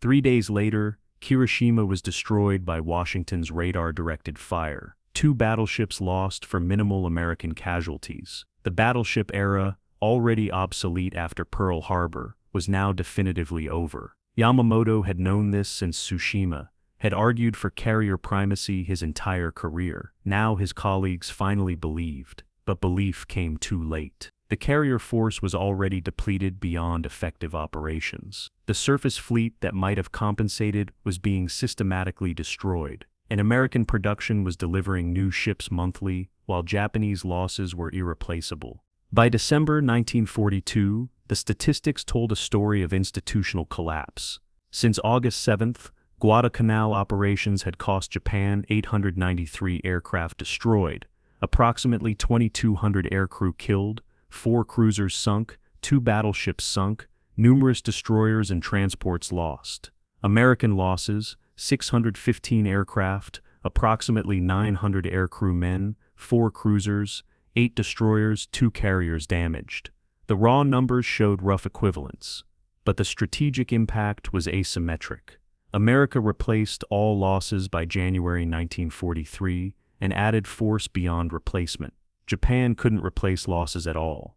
The gap was widening monthly. Carrier air groups were operating at 40 to 60% strength, not because carriers were damaged, but because qualified pilots didn't exist. The Zeros that had dominated in 1941 were increasingly flown by pilots with 300 flight hours, facing American pilots with 500 hours. The kill ratios that were 12-1 in December 1941 had collapsed to 3-1 by December 1942, and still declining. Yamamoto advocated withdrawal from Guadalcanal in a December conference aboard Yamato. The island wasn't worth the cost. The campaign had become attritional warfare that Japan couldn't win. Cut losses, establish a defensive perimeter further north, conserve forces for operations where they could be decisive. His arguments were mathematically sound and politically impossible. Army units on Guadalcanal were starving. The Tokyo Express couldn't deliver sufficient supplies. Troops were dying of malnutrition and disease. Withdrawal meant abandoning them. National honor forbade it. The propaganda value of holding Guadalcanal exceeded its strategic value. So the operation continued into January, consuming forces desperately needed elsewhere, all for an island that would be evacuated in February anyway. The delay cost another 300 aircraft and approximately 600 pilots, resources that might have made a difference in future operations, wasted on a political decision that contradicted strategic logic. Yamamoto watched it happen and realized he had no real control anymore. He could advise, calculate, demonstrate mathematically that certain decisions were catastrophic, but the political forces driving strategy were beyond his influence. He was the nation's best strategist, commanding the combined fleet, and he was powerless to stop decisions that ensured defeat. The evacuation, officially termed Transfer Operation, finally occurred in early February 1943. Destroyers evacuated 11,000 Japanese troops over 3 nights. A brilliantly executed operation that saved lives but acknowledged defeat. First Japanese withdrawal of the entire war. First admission that American forces could contest and win sustained campaigns. The psychological impact exceeded the strategic. If Japan could be forced to retreat from Guadalcanal, what else could Americans reclaim? The answer was obvious: everything Japan had taken. The defensive perimeter Yamamoto wanted to establish was already crumbling, and there wasn't enough force remaining to hold even a contracted perimeter.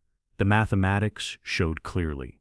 Japan needed 3 times current pilot production to maintain defensive operations. Needed twice current merchant construction to offset submarine losses. Needed 5 times current aircraft production to replace combat attrition. None of these multiples were achievable with current industrial capacity, which meant every future decision was simply choosing where to lose, not whether to lose. The grinding attrition of Guadalcanal had proven Yamamoto's pre-war calculations completely accurate. Quality couldn't overcome quantity indefinitely. Elite forces couldn't sustain 20% monthly attrition rates. Industrial capacity mattered more than warrior spirit.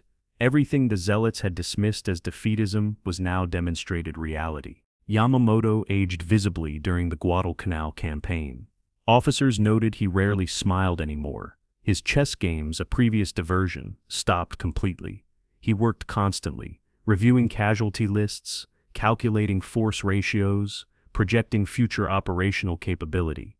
One officer found him at 2 a.m. studying pilot training records. "Sir, you should rest." Yamamoto didn't look up. "I'm calculating how many pilots will be alive next year. The number keeps getting smaller."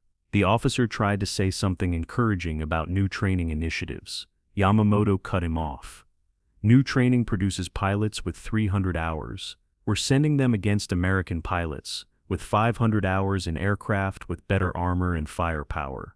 The mathematics are clear. They'll die. Quickly. I'm simply calculating how quickly so I know when we'll have no pilots left at all." The officer retreated. Nobody knew what to say to the Admiral anymore. He'd stopped pretending victory was possible. His genius was now dedicated to extending defeat as long as possible. Buying time for what? No one knew. Perhaps Yamamoto didn't know either. Perhaps he was simply doing his duty, commanding brilliantly in service of a lost cause, because that's what duty meant. The boy from the mountains who'd survived Tsushima was now orchestrating Japan's Tsushima in reverse. Except this time, he was the Russian admiral, and defeat was mathematically certain. July 4, 1942. Aleutian Islands, Alaska. American soldiers examined the crashed Zero on Akutan Island with careful reverence. The aircraft made a forced landing, pilot killed on impact, but the plane remarkably intact. It's immediately recognized as an intelligence windfall. The Zero has been a mysterious terror, faster, more maneuverable, longer ranged than any fighter the Allies fielded. Now one sits in American hands, complete and available for testing. By September, the recovered Zero is at North Island Naval Air Station in San Diego. American test pilots fly it exhaustively, probing every capability and weakness. They discover what Japanese design philosophy sacrificed for performance: structural strength above 300 knots, armor protection, self-sealing fuel tanks. They document the precise turning radius, rate of climb, stall characteristics. Most importantly, they discover the Zero cannot dive as fast as American fighters, cannot roll as quickly at high speeds, cannot absorb damage. The intelligence produces tactical doctrines exploiting these weaknesses. Boom and zoom attacks, dive from altitude, fire, climb away before Zeros can respond. Never dogfight. Never try to turn with a Zero. Use altitude, speed, and diving attacks. Within months, the tactics spread across Pacific squadrons. The Zero's mystique begins its collapse. Not because the aircraft changed, but because American understanding changed. And understanding, backed by production, was more powerful than any weapon. The tactical adaptations came first from desperation, then from doctrine. Lieutenant Commander John Jimmy Thack, flying Fall-Let's Fort of Wildcats, developed the Thack Weave, two aircraft mutual support, where each pilot covered his wingman's tail, creating a defensive pattern. Zeros couldn't penetrate without exposing themselves. The tactic worked because it leveraged the Wildcats' advantages: heavier construction, allowing tighter dives, better high-speed handling, 650 caliber machine guns, delivering more punch than the Zero's 220mm cannons, and two machine guns. One-on-one, the Zero dominated. Two Wildcats in coordinated weave neutralized the Zero's maneuverability advantage. By late 1942, the tactic was standard doctrine. American losses declined even as Japanese pilot quality declined. The mathematics were shifting, not because American aircraft were individually superior, they still weren't, but because American doctrine adapted faster than Japanese training could compensate. The F-6F Hellcat, entering service in January 1943, represented American engineering responding directly to the captured Zero analysis. Grumman designers had complete specifications of Zero performance.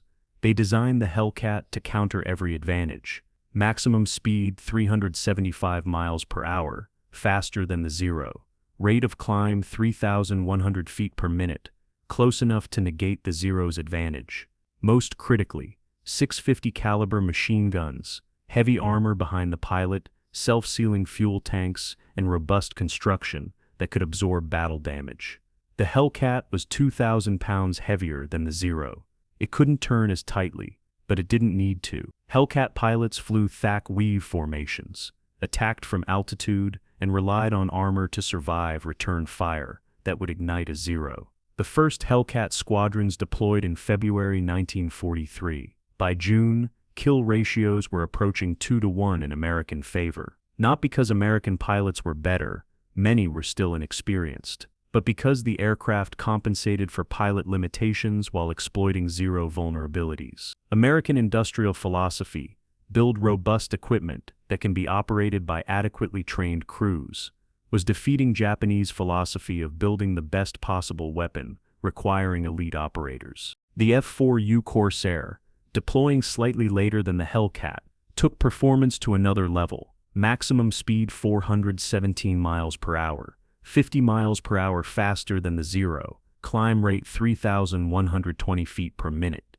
combat ceiling 36,000 feet. The Corsair could literally climb above Zeros, then dive through formations at speeds Zeros couldn't match.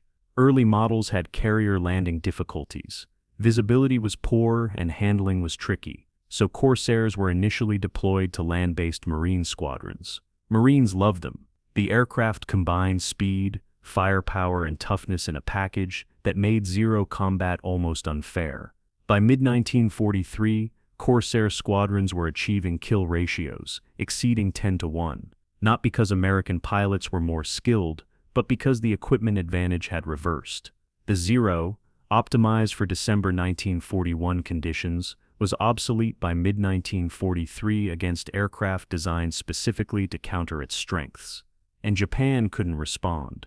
Zero production continued because no replacement existed. Developing, testing, and producing a new fighter required 2 to 3 years, an industrial capacity Japan didn't have. The Zero would remain in service increasingly obsolete, flown by decreasingly skilled pilots, until war's end. The pilot quality gap accelerated the Zero's decline. A 700-hour pilot could exploit the Zero's maneuverability to compensate for its structural weaknesses.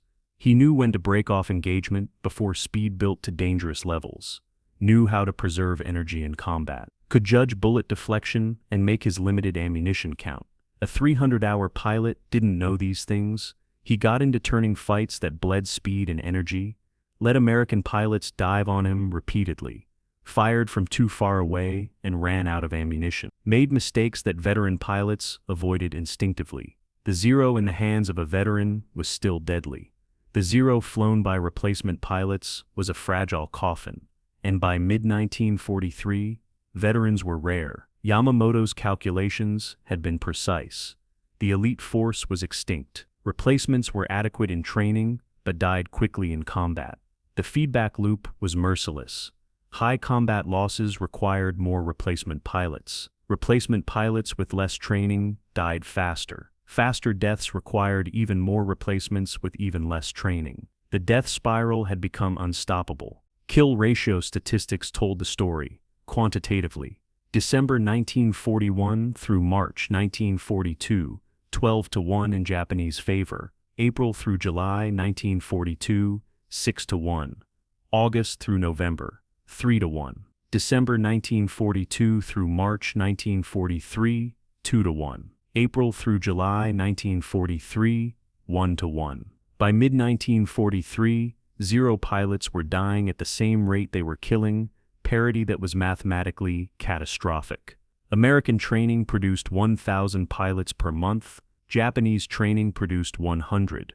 Equal kill ratios with 10-1 production disparity meant Japanese pilot force was shrinking while American force was growing. The crossover point where American pilots achieved numerical superiority had already passed.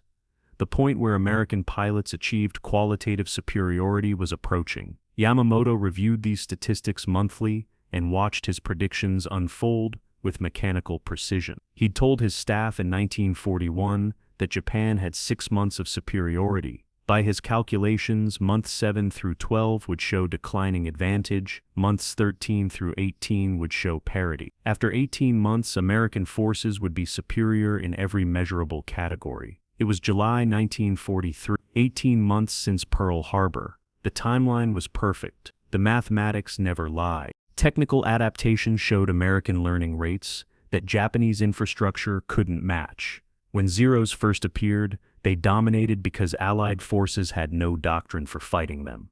Within 6 months, Thack, Weave, and Boom and Zoom tactics neutralized Zero advantages. Within 12 months, new aircraft designed to exploit Zero weaknesses entered service. Within 18 months, doctrine, equipment, and pilot skill combined to reverse the capability balance completely. Japanese forces couldn't adapt at similar rates. Developing new aircraft required time and resources unavailable. Modifying existing aircraft was impossible. The Zero was already optimized and couldn't add armor without sacrificing performance. Training doctrine couldn't change because training time was insufficient to implement new approaches. Japan was locked into equipment and doctrine from war's opening, while American forces adapted continuously. The institutional learning curves were asymmetric. America learned and adapted. Japan executed what it knew until the enemy adapted sufficiently to counter it. Then Japan continued executing the same approaches because no alternatives existed. The strategic flexibility Yamamoto had championed was gone, replaced by rigid execution of deteriorating tactics because desperation left no choice. By mid-1943, the Zero's psychological edge had completely vanished. Early war American pilots feared Zeros, the mysterious fighter that appeared from nowhere, destroyed your formation, and vanished before you could respond. By mid-1943, American pilots were confident facing Zeros. They knew the weaknesses. They had better aircraft. They had numerical superiority. The mystique was gone. Zeros were dangerous only if you made mistakes, dogfighting, allowing them to gain altitude advantage, letting them engage on their terms. American pilots who followed doctrine generally survived. This confidence shift was immeasurable but profound. The psychological advantage of technical superiority, what the Zero provided early war, now belonged to America. Japanese pilots were flying obsolete aircraft, outnumbered, facing enemies who understood their weaknesses and had equipment to exploit those weaknesses. The combat environment had inverted completely from December 1941, and there was no path back because Japan lacked the time, resources, and industrial capacity to develop responses. Yamamoto had built his strategy around the Zero as much as around carriers.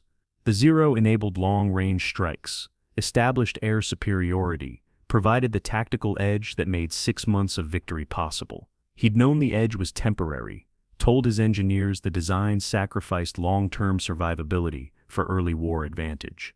But even he was surprised by how quickly the advantage evaporated. By mid-1943, less than 2 years after Pearl Harbor, the Zero was obsolete against top-line American fighters, still effective against bombers, still deadly in the hands of veterans. But there were no veterans anymore. Just replacement pilots dying in aircraft designed for a force that no longer existed. The legend faded not because the aircraft failed.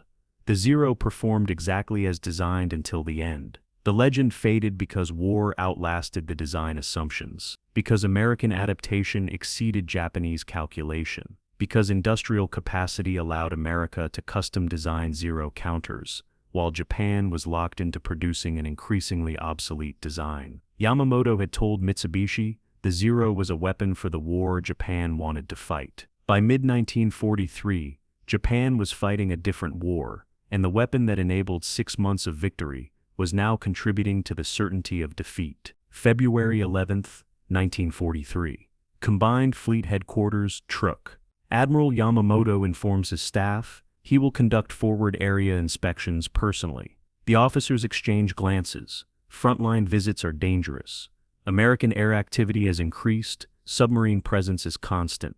Nowhere within 1,000 miles of the front is truly safe. His chief of staff ventures, "Sir, perhaps a subordinate could conduct the inspections. Your presence is required here for strategic planning." Yamamoto's expression is unreadable. Strategic planning requires understanding frontline reality. "I will see the situation personally." Later, a junior officer tells a friend, "The old man looks like he's going to his own funeral," insisting on visiting forward bases in hostile waters at his age. It's almost like the officer trails off. Some thoughts are too dangerous to complete, but others are thinking the same. Yamamoto is 60 years old, exhausted by 18 months of unrelenting stress, watching everything he built disintegrate. The inspection tours he's planning are risky beyond any reasonable necessity, almost as if the risk is the point, almost as if he's hoping for an honorable end to an increasingly hopeless situation. The decision to inspect forward bases personally violated every protocol about protecting senior commanders. Combined Fleet Headquarters was secure at Truk, 400 miles from frontline operations, well protected by air cover and defensive positions. Forward bases like Rabaul were within American bomber range. Bougainville was active combat zone. Shortland Island was under regular air attack. Yamamoto's staff tried every argument to dissuade him. Send subordinates. Use reconnaissance photos. Rely on commander reports. He overruled everything. His reasoning was partly legitimate. He needed to see combat reality to make accurate strategic assessments. But there was something else in his insistence. Something the staff recognized but couldn't articulate. Fatalism. The sense of a man who had calculated the future too clearly and didn't want to watch it unfold slowly. Officers who had served with Yamamoto for years noted the change. He'd always been serious, focused, calculating. Now he was resigned, going through motions, executing duties without the passion that previously drove him, as if he was completing a checklist before the inevitable end. The inspection schedule was transmitted via JN-25D Naval Code on April 14, 1943. Yamamoto would depart Rabaul at 0600 April 18 aboard a Mitsubishi G-4M bomber. Destination Ballal Island, then Shortland Island, then return to Rabaul. Arrival time 0800, departure 1300, return to Rabaul 1500. The schedule was precise down to the minute. Yamamoto's legendary punctuality meant the times were accurate. He would arrive exactly when the schedule indicated, not a minute early or late. The message included aircraft type, escort composition, and route. Everything an enemy would need to plan an interception. The transmission was encrypted, but JN-25D had been substantially broken by American cryptanalysts. Station H. Haipo in Pearl Harbor decrypted the message within hours. Commander Joe Rochefort read it and immediately recognized the opportunity. Admiral Isoroku Yamamoto, architect of Pearl Harbor, commander of Combined Fleet, Japan's most capable naval strategist, would be flying through range of American fighters on a completely predictable schedule. The intelligence was almost too perfect to believe. Yamamoto's security detail was concerned about the schedule transmission. Radio communications were potentially compromised. American radio direction finding was increasingly accurate, and there were indications codes might be partially broken. The inspection tour would expose Yamamoto to unnecessary risk. Why not delay? Why not use a less predictable schedule? Why not conduct the inspections from a warship rather than vulnerable aircraft? Yamamoto dismissed every concern. The inspections were important. The schedule was necessary to coordinate with base commanders. The risks were acceptable. His stubbornness was unusual. Normally, Yamamoto was cautious about security. Now he seemed almost indifferent. His chief of staff later recalled thinking it was as if he'd made peace with death, not seeking it exactly, but no longer trying to avoid it. Whether Yamamoto consciously courted death is unknowable, but his insistence on conducting high-risk operations with predictable schedules while radio communications were potentially compromised showed either remarkable carelessness or something darker. The inspection tour itself had legitimate purposes. Yamamoto wanted to assess defensive preparations at Bougainville forward bases. Morale among frontline units was declining. The troops needed to see their commander shared their risks. Strategic decisions about defensive perimeters required understanding terrain and capabilities personally. These justifications satisfied his staff but didn't explain the schedule's precision or his refusal to consider security modifications. One interpretation, Yamamoto believed American code-breaking wasn't advanced enough to decrypt operational messages quickly. He assumed the codes were secure because intelligence assessments said they were secure. Japanese naval intelligence consistently underestimated American cryptanalytic capabilities, partly because Japanese cryptanalysts couldn't break American codes. They assumed Americans couldn't break Japanese codes. Yamamoto may have simply trusted his intelligence staff's assessments. The alternative interpretation was darker. Yamamoto didn't care. 18 months of watching his predictions prove accurate. Watching pilots die. Watching the defensive perimeter contract. Watching American forces grow stronger while Japanese forces withered. Perhaps he was exhausted. Perhaps he saw no purpose in surviving defeat. Perhaps the samurai code that valued death before dishonor was whispering that he'd brought dishonor by leading Japan into unwinnable war. His final weeks showed a man tying up loose ends. He wrote letters to be delivered after his death, instructions for his family, messages to former students, strategic assessments for Navy leadership. The letters had the quality of testamentary documents, not because he expected to die immediately, but because he was preparing for the possibility. He updated his will. He gave away personal possessions to staff officers. Books, chess sets, small mementos. He spent an evening playing Go with his chief of staff and lost badly, which was unusual. "My focus is gone," he said. I see 3 moves ahead where I used to see 10. The chief of staff suggested rest. Yamamoto shook his head. Rest won't help. The problem isn't fatigue, it's knowledge.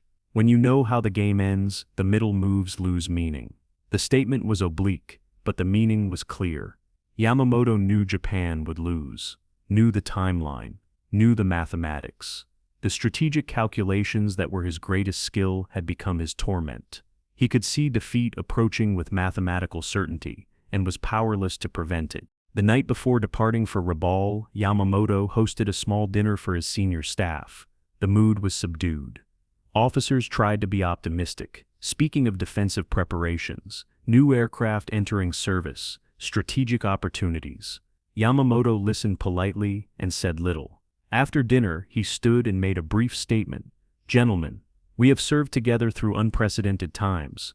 Whatever comes, know that I am honored by your service and your loyalty.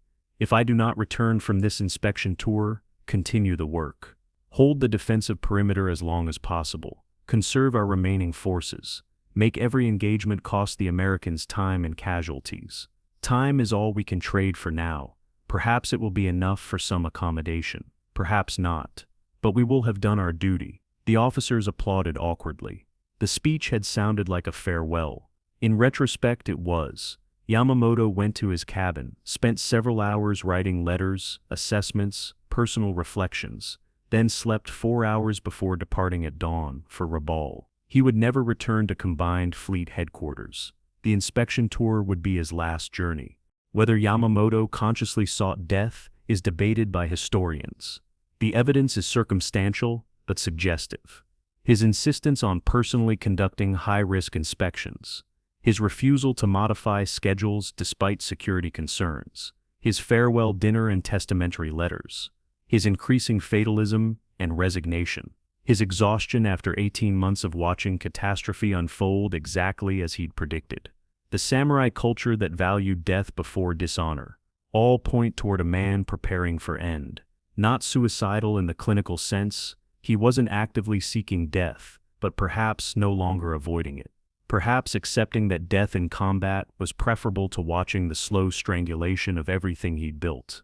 Perhaps believing his death might serve some purpose, rallying troops, demonstrating shared sacrifice, achieving honor through death that service in defeat could not provide.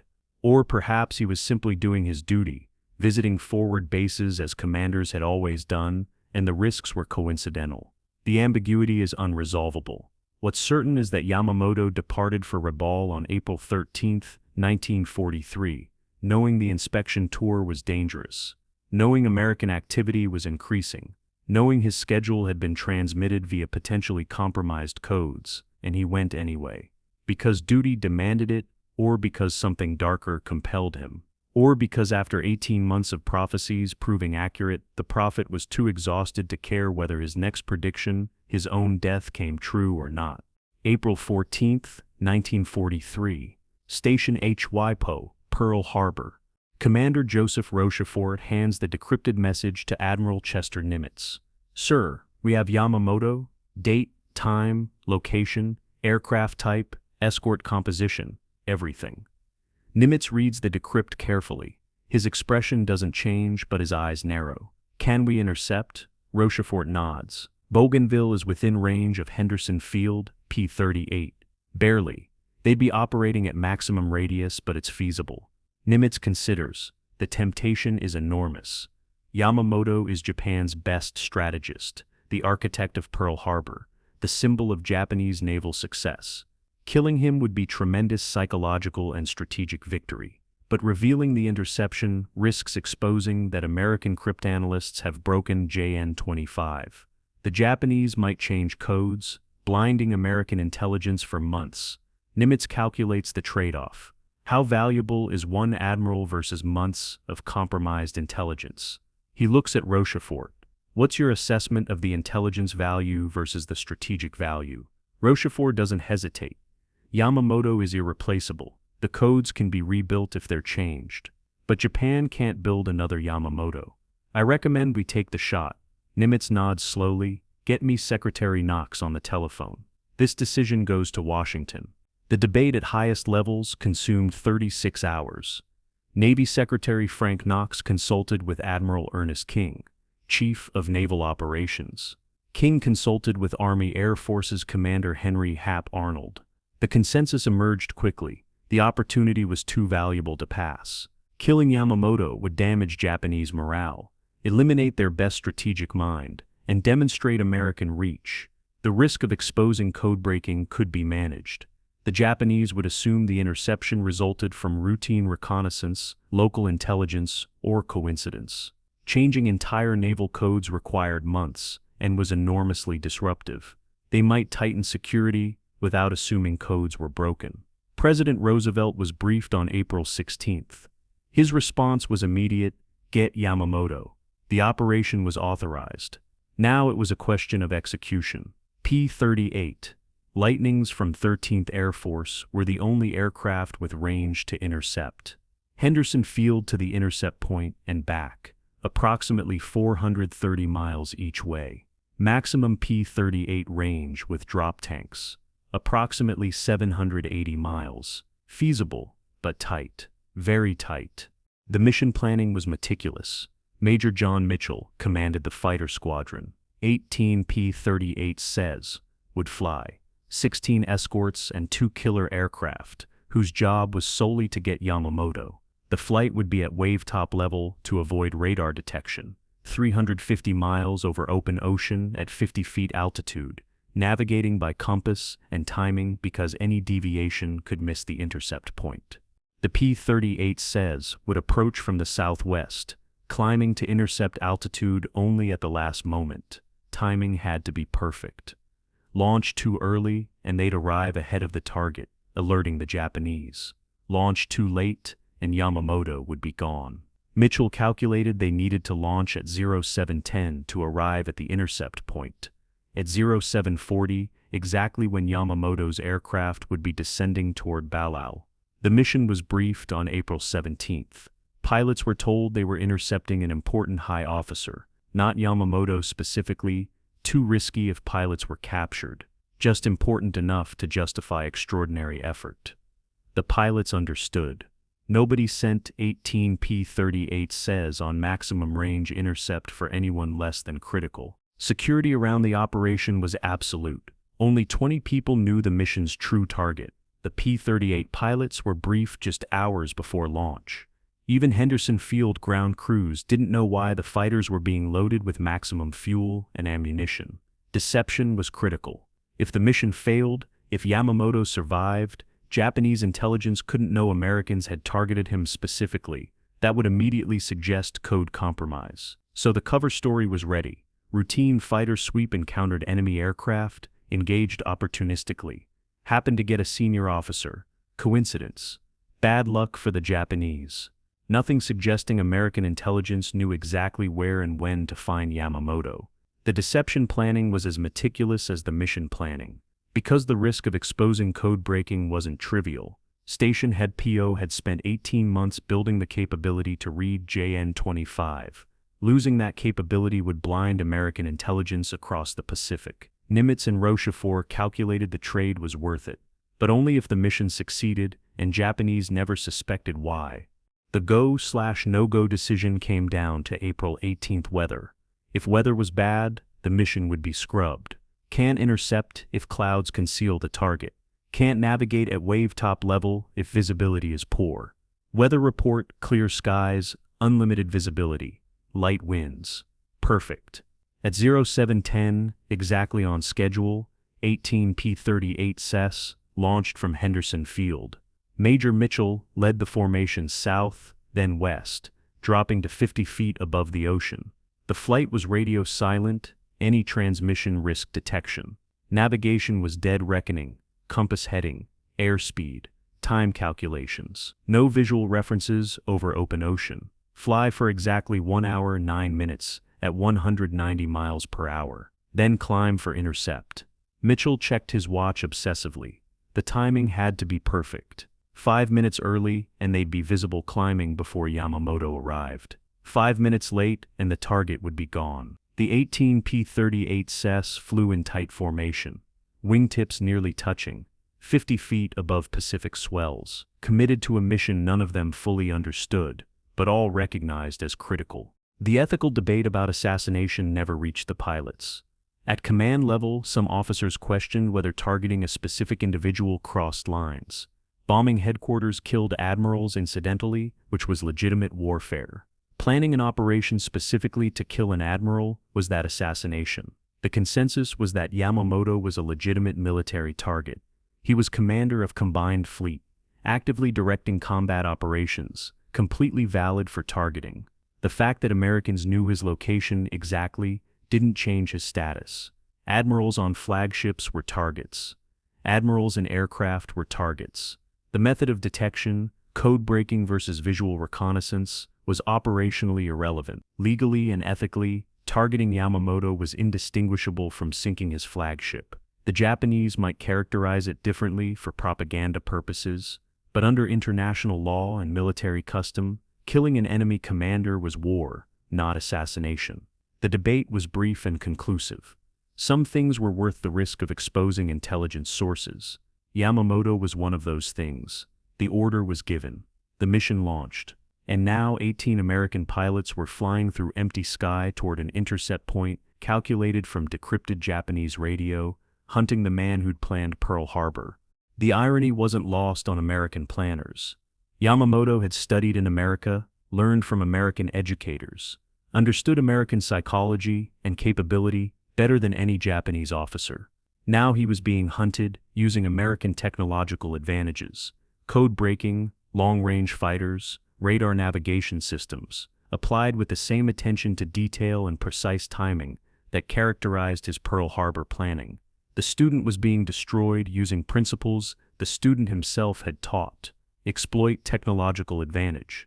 Strike from unexpected direction. Achieve surprise through superior intelligence. Time the attack perfectly. Concentrate force at the decisive point. Every element of the intercept operation reflected lessons Yamamoto had learned in America and taught to Japanese naval aviators. The symmetry was almost poetic. The man who launched the surprise attack on Pearl Harbor would die in a surprise attack planned using methods he'd have appreciated. If the mission succeeded, if the timing was perfect, if the navigation was accurate, if the Japanese didn't detect the approaching fighters, if Yamamoto's aircraft was exactly where the decrypt indicated, if luck and skill aligned, that was a lot of ifs. But Mitchell and his pilots had trained for exactly this kind of mission. Maximum range interception over open ocean with split-second timing. It was what they did. And now they were doing it for real, hunting the most valuable target in the Pacific while flying at zero altitude toward coordinates, calculated from numbers and letters decoded from Japanese radio. The mathematics of interception were elegant and merciless. Either the calculations were correct, or they weren't. Either the timing was perfect, or it wasn't. Either Yamamoto would die today, or he wouldn't. No middle ground, no partial success. All or nothing, just like Pearl Harbor, just like everything Yamamoto had planned. The mathematics never lied, they just killed. And today the mathematics were pointing at Yamamoto. April 18, 1943, 07:35 hours. Bougainville coast. Admiral Yamamoto's Mitsubishi G-4M bomber descends toward Ballal Island, exactly on schedule. The admiral sits in the main cabin reviewing inspection notes. His chief of staff, Admiral Ugaki, sits in the second bomber flying 300 yards behind. 60 fighters escort, 3 high, 3 low. The coastline appears ahead.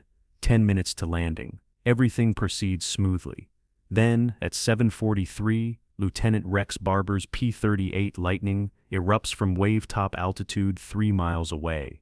Yamamoto's pilot sees the American fighters climbing toward them and pushes throttles forward, diving for the jungle canopy. Too late.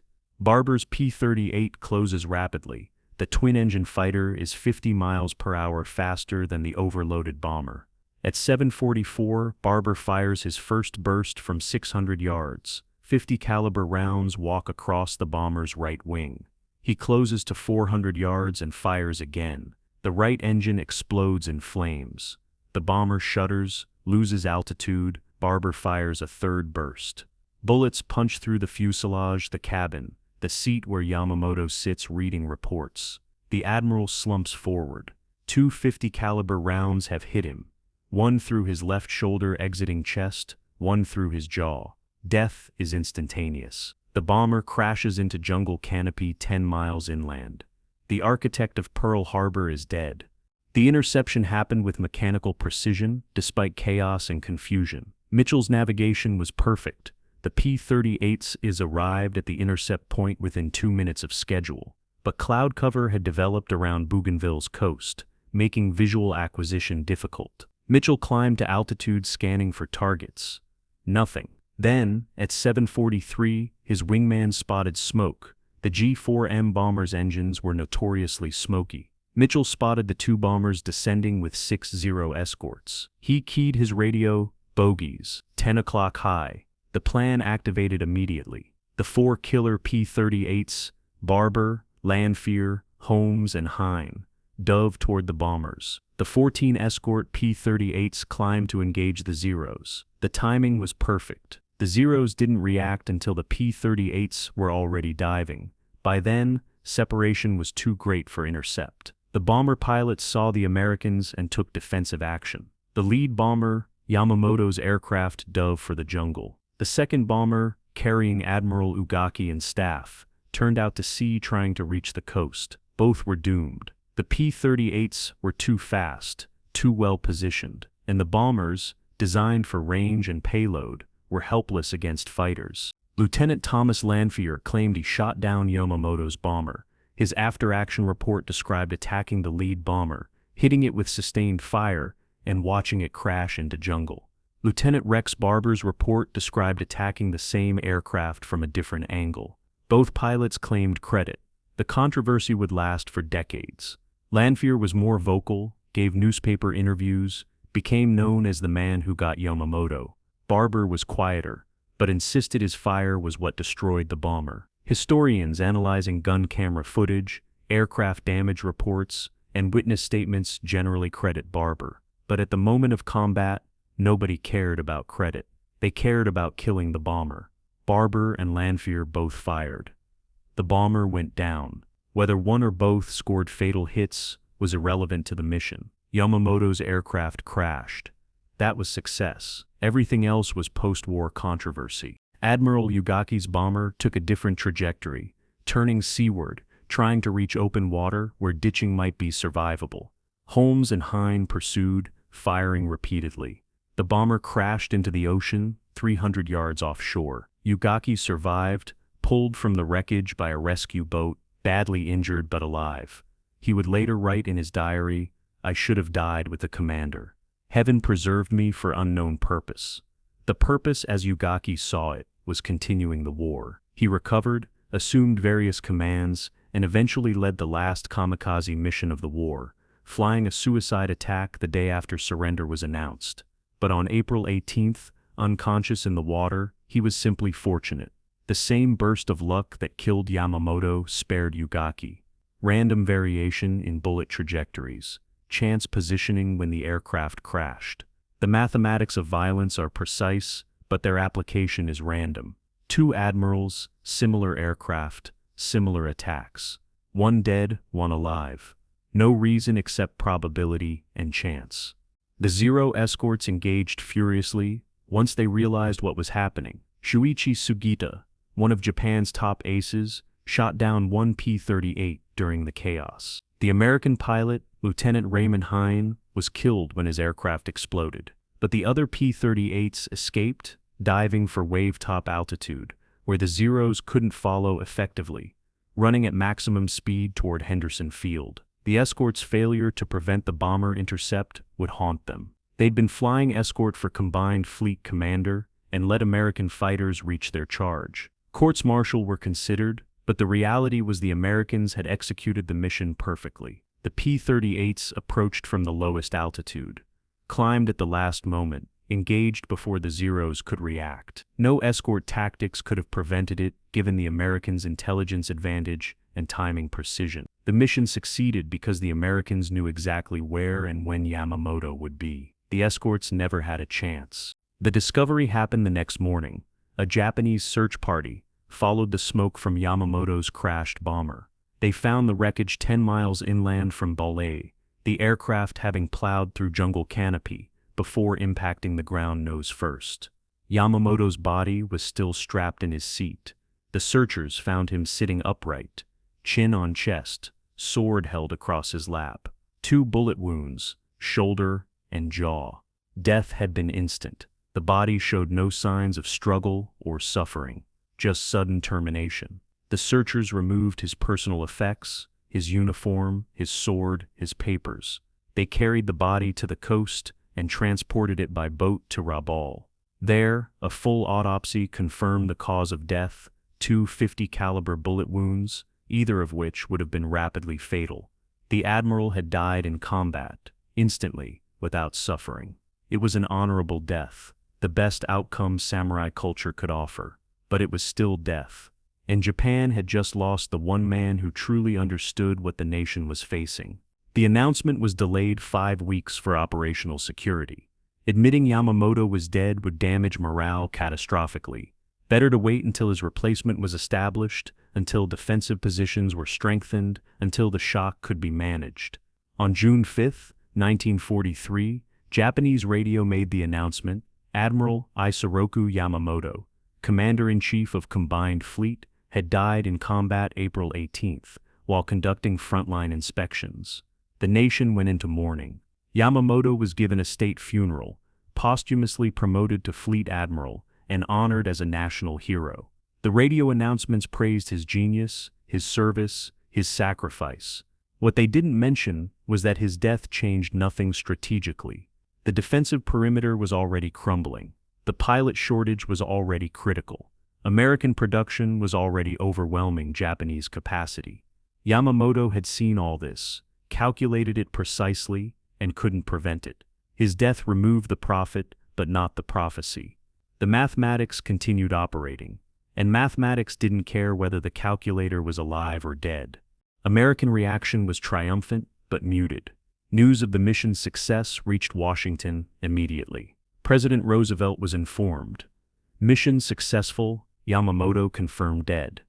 Public announcement was delayed while intelligence assessed Japanese response. Would they change codes? Would they suspect American code breaking? The Japanese Security Review concluded the interception was coincidental.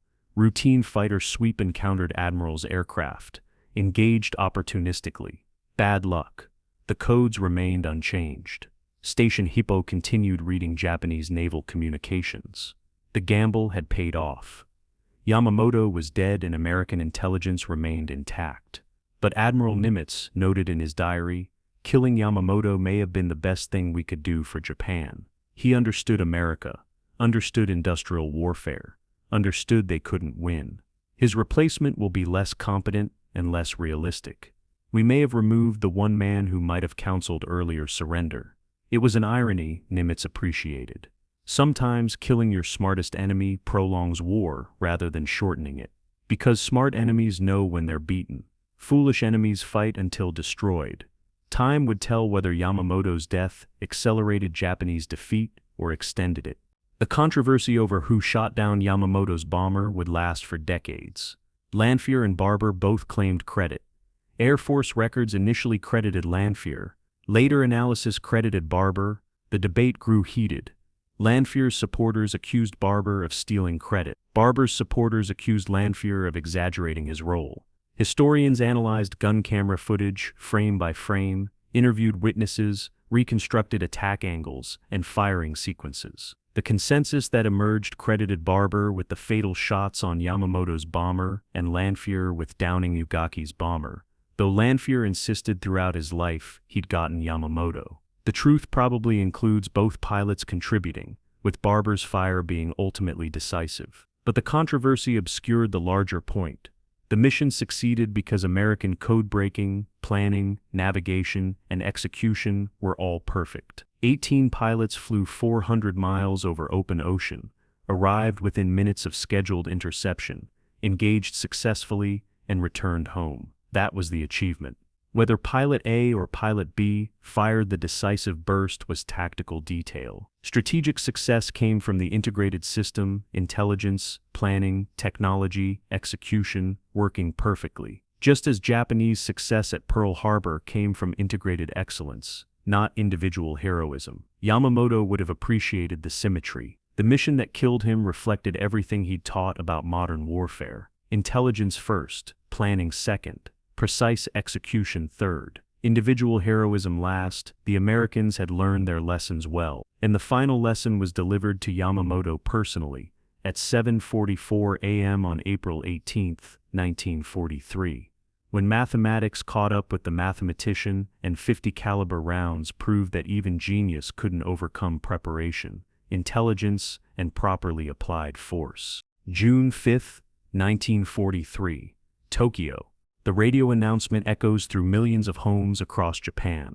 Admiral Isoroku Yamamoto, Commander-in-Chief of Combined Fleet, has died an honorable death on the front lines. The announcer's voice cracks slightly. The admiral was conducting forward area inspections when his aircraft encountered enemy forces. He died instantly, sword in hand, serving the emperor to his final breath. Families gather around radios, silent. Children see parents weeping for the first time. The admiral was a hero, architect of Pearl Harbor, symbol of Japanese naval invincibility. His death means something has changed. The war is no longer an unbroken string of victories. Their greatest admiral is gone, and if Yamamoto could die, what does that mean for everyone else? The funeral will be a state affair.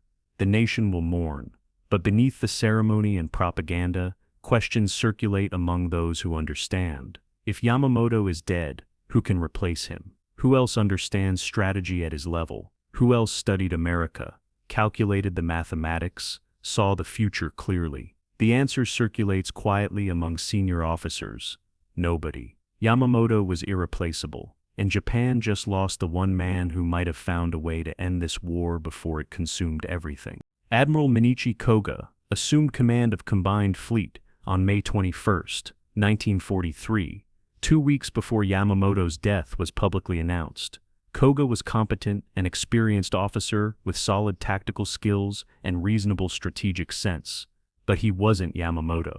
He hadn't lived in America, hadn't studied American industrial capacity firsthand, didn't understand American psychology, or possess Yamamoto's mathematical precision in calculating force ratios and attrition rates. Koga was conventionally capable. Yamamoto had been unconventionally brilliant. The difference mattered. Yamamoto had understood Japan couldn't win a long war, and had designed strategy around achieving knockout victory early. Koga's strategy defaulted to conventional defensive doctrine: hold the perimeter, make Americans pay for every advance, hope attrition weakens their will. It was the strategy every competent admiral would adopt. It was also mathematically doomed against an enemy with 10 times industrial capacity and unlimited resources. But Koga didn't see this as clearly as Yamamoto had. Or perhaps he saw it and had no alternative. Either way, Combined Fleet, after May 1943, was commanded by a man without his predecessor's clarity about inevitable defeat. The strategic decisions made in Yamamoto's absence revealed the difference. In June 1943, Combined Fleet headquarters debated whether to commit remaining carrier forces to defensive operations in the Solomons or conserve them for a decisive battle later. Yamamoto would have calculated exact force ratios, projected American carrier construction timelines, and determined the optimal commitment point where Japanese forces could achieve maximum impact before American numerical superiority became overwhelming. Koga made the conventional choice: conserve forces, avoid decisive engagement, wait for better opportunities. The decision was defensible tactically. Strategically, it ensured slow defeat. Every month of conservation was a month of American force multiplication. The opportunity for decisive engagement passed, while Koga waited for perfect conditions. Yamamoto had understood perfect conditions never arrive. You act when advantage is marginal, because waiting makes marginal advantage disappear completely. Koga didn't understand this, or understood but lacked Yamamoto's willingness to gamble on marginal advantages. The Great Marianas Turkey Shoot in June 1944 demonstrated the consequences of strategic drift. Japanese naval aviation, once the world's finest, was destroyed in 2 days of carrier combat. 645 Japanese aircraft lost versus 123 American. Kill ratios had completely inverted from early war. American pilots were now better trained, flying better aircraft, supported by better technology. The elite Japanese force was extinct. Replacements had 300 hours training, flew obsolete aircraft, faced enemies with every advantage. The mathematics Yamamoto had calculated were operating with mechanical precision. By mid-1944, 18 months after his death, his predictions were completely validated. The pilot shortage he'd warned about, check. The zero obsolescence, check. The overwhelming American numerical superiority, check. Everything he'd said would happen had happened. But without Yamamoto present to explain why defeat was inevitable, Japanese leadership continued believing spirit could overcome mathematics. They committed forces to hopeless battles, sacrificed pilots and ships in operations with no strategic purpose, watched the defensive perimeter contract while insisting ultimate victory remained possible. The question historians debate is whether Yamamoto's survival would have changed anything. One school argues his death was strategically irrelevant. Japan was doomed regardless of who commanded combined fleet. American production advantages were too large. The decision for war had already sealed Japan's fate. Yamamoto understood this better than anyone, which is why he was so pessimistic post-Midway. His death simply removed a clear-eyed observer of inevitable defeat. The other school argues Yamamoto might have counseled earlier surrender. After Marianas, possibly after Midway, Yamamoto could have told civilian leadership, the war is mathematically lost. Continuing costs lives without changing outcomes. Negotiate now while we still have bargaining position. Would civilian leadership have listened? Probably not. But Yamamoto's voice carried weight. He was the hero of Pearl Harbor, the nation's most respected naval officer. If he said the war was lost, people might believe. Koga and subsequent commanders never delivered that message. They reported defeats as temporary setbacks. They promised future victories that couldn't happen. They encouraged fighting to the last man. Perhaps Yamamoto would have done the same. Or perhaps, unburdened by the responsibility of planning the war's opening, he could have told truths about the war's ending. The alternative history is tantalizing and unprovable. Yamamoto survives the inspection tour. He commands through Marianas, where Japanese carrier aviation is destroyed. He sees the kill ratios, 10-to-1 American favor. He calculates the remaining pilot lifespans, months at best. He projects American carrier construction, 15 new carriers by end of 1944. He runs the mathematics and reaches the conclusion he always knew was inevitable. Continued resistance is suicide without strategic purpose. He goes to Tokyo. He meets with Navy Minister, possibly with the Emperor's representatives. He presents the calculations. He recommends negotiation while Japan still controls some territory, still has some naval forces, still has bargaining leverage. Perhaps his advice is rejected. Perhaps he's accused of defeatism. But perhaps his reputation and clarity change minds. Perhaps surrender happens in late 1944, instead of August 1945. Perhaps 700,000 lives are saved. Hiroshima and Nagasaki never happen. The firebombing of Tokyo is avoided. It's counterfactual speculation, but it's the kind of speculation that occurs because Yamamoto was unique. He saw clearly, he calculated precisely, and he might have had the courage to tell truths others wouldn't speak. The reality was grimmer. Without Yamamoto's clarity, Japanese strategy devolved into desperate measures.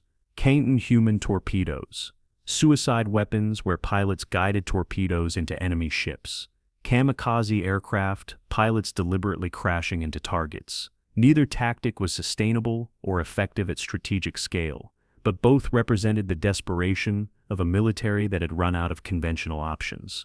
Yamamoto would have been horrified, not because he opposed sacrifice, samurai culture honored death in service, but because these tactics wasted lives without achieving strategic objectives.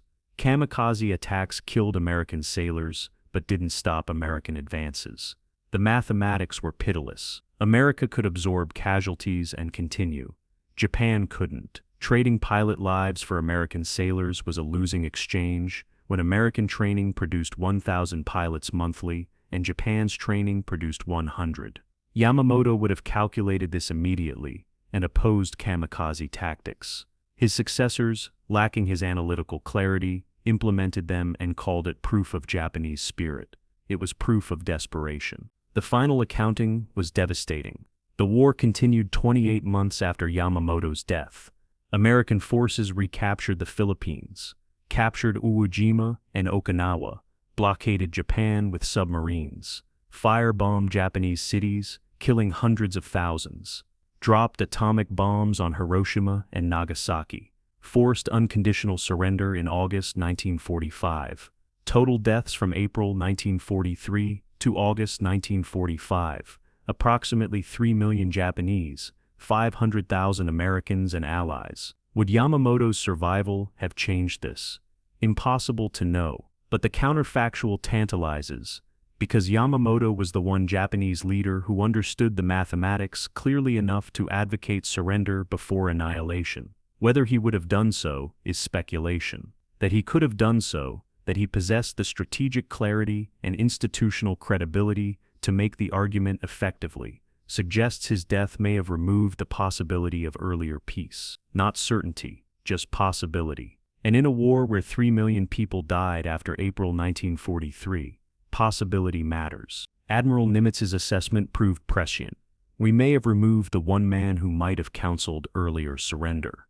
Post-war interviews with Japanese officers revealed most believed victory was impossible by late 1944, but nobody in leadership would say it publicly. The culture forbade admitting defeat. Yamamoto might have been the exception, the officer with sufficient reputation to speak uncomfortable truths. His Pearl Harbor success gave him credibility others lacked. His American education gave him understanding others didn't possess. His mathematical precision gave him arguments others couldn't refute. Remove him, and Japanese leadership was left with officers who understood pieces of the strategic picture without comprehending the whole. They knew pilot losses were high. They knew production was insufficient. They knew American forces were growing stronger. But they didn't assemble these pieces into the comprehensive conclusion Yamamoto would have reached: continued resistance is mathematically futile. So they fought until American industry, American technology, and American atomic weapons forced surrender that might have come 18 months earlier, with different counsel. The final irony was how completely Yamamoto's prophecies proved accurate. He told Navy leadership in 1941, "I can raise havoc for 6 months to a year. After that, I have utterly no confidence." 6 months after Pearl Harbor, Midway, his forces were defeated.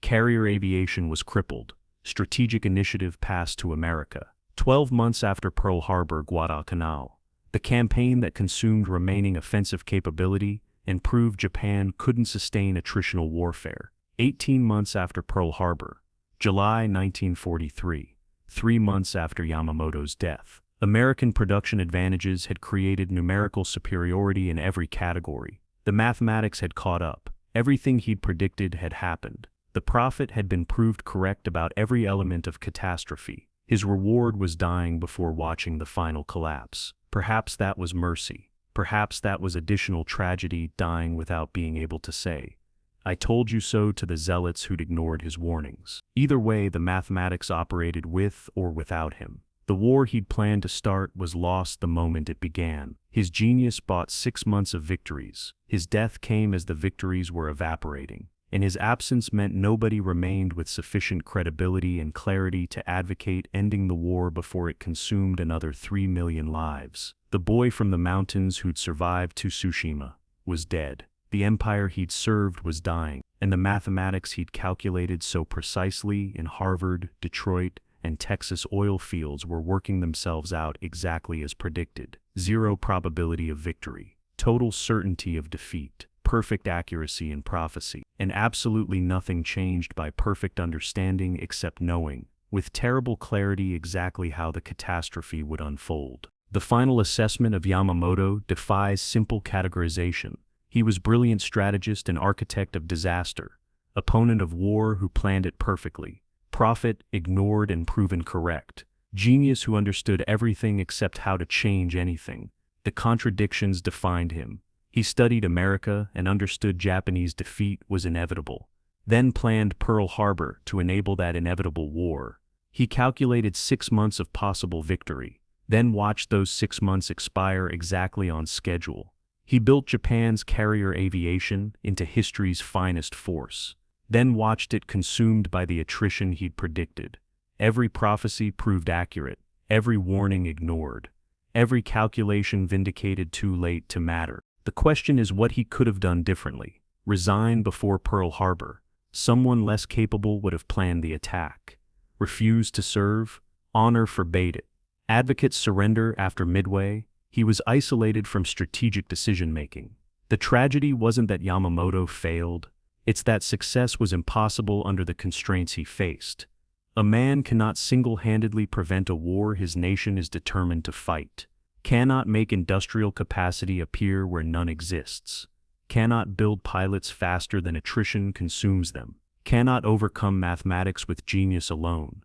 Yamamoto understood all this, which made his service not heroic or tragic, but simply necessary. Duty demanded he fight. Clarity showed fighting was futile. He fought anyway because the alternative was abandoning duty. And for a samurai, abandoning duty was worse than death. The mathematics proved merciless and precise. Everything Yamamoto calculated in the 1920s came true in the 1940s.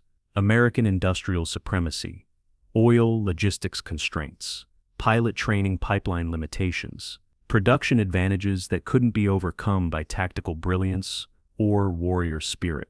The zealots who dismissed his warnings learned the lessons at horrific cost.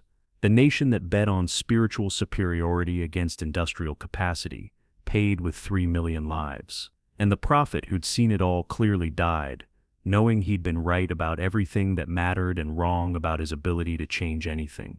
The mathematics never lied. They just killed. Slowly, precisely, without mercy.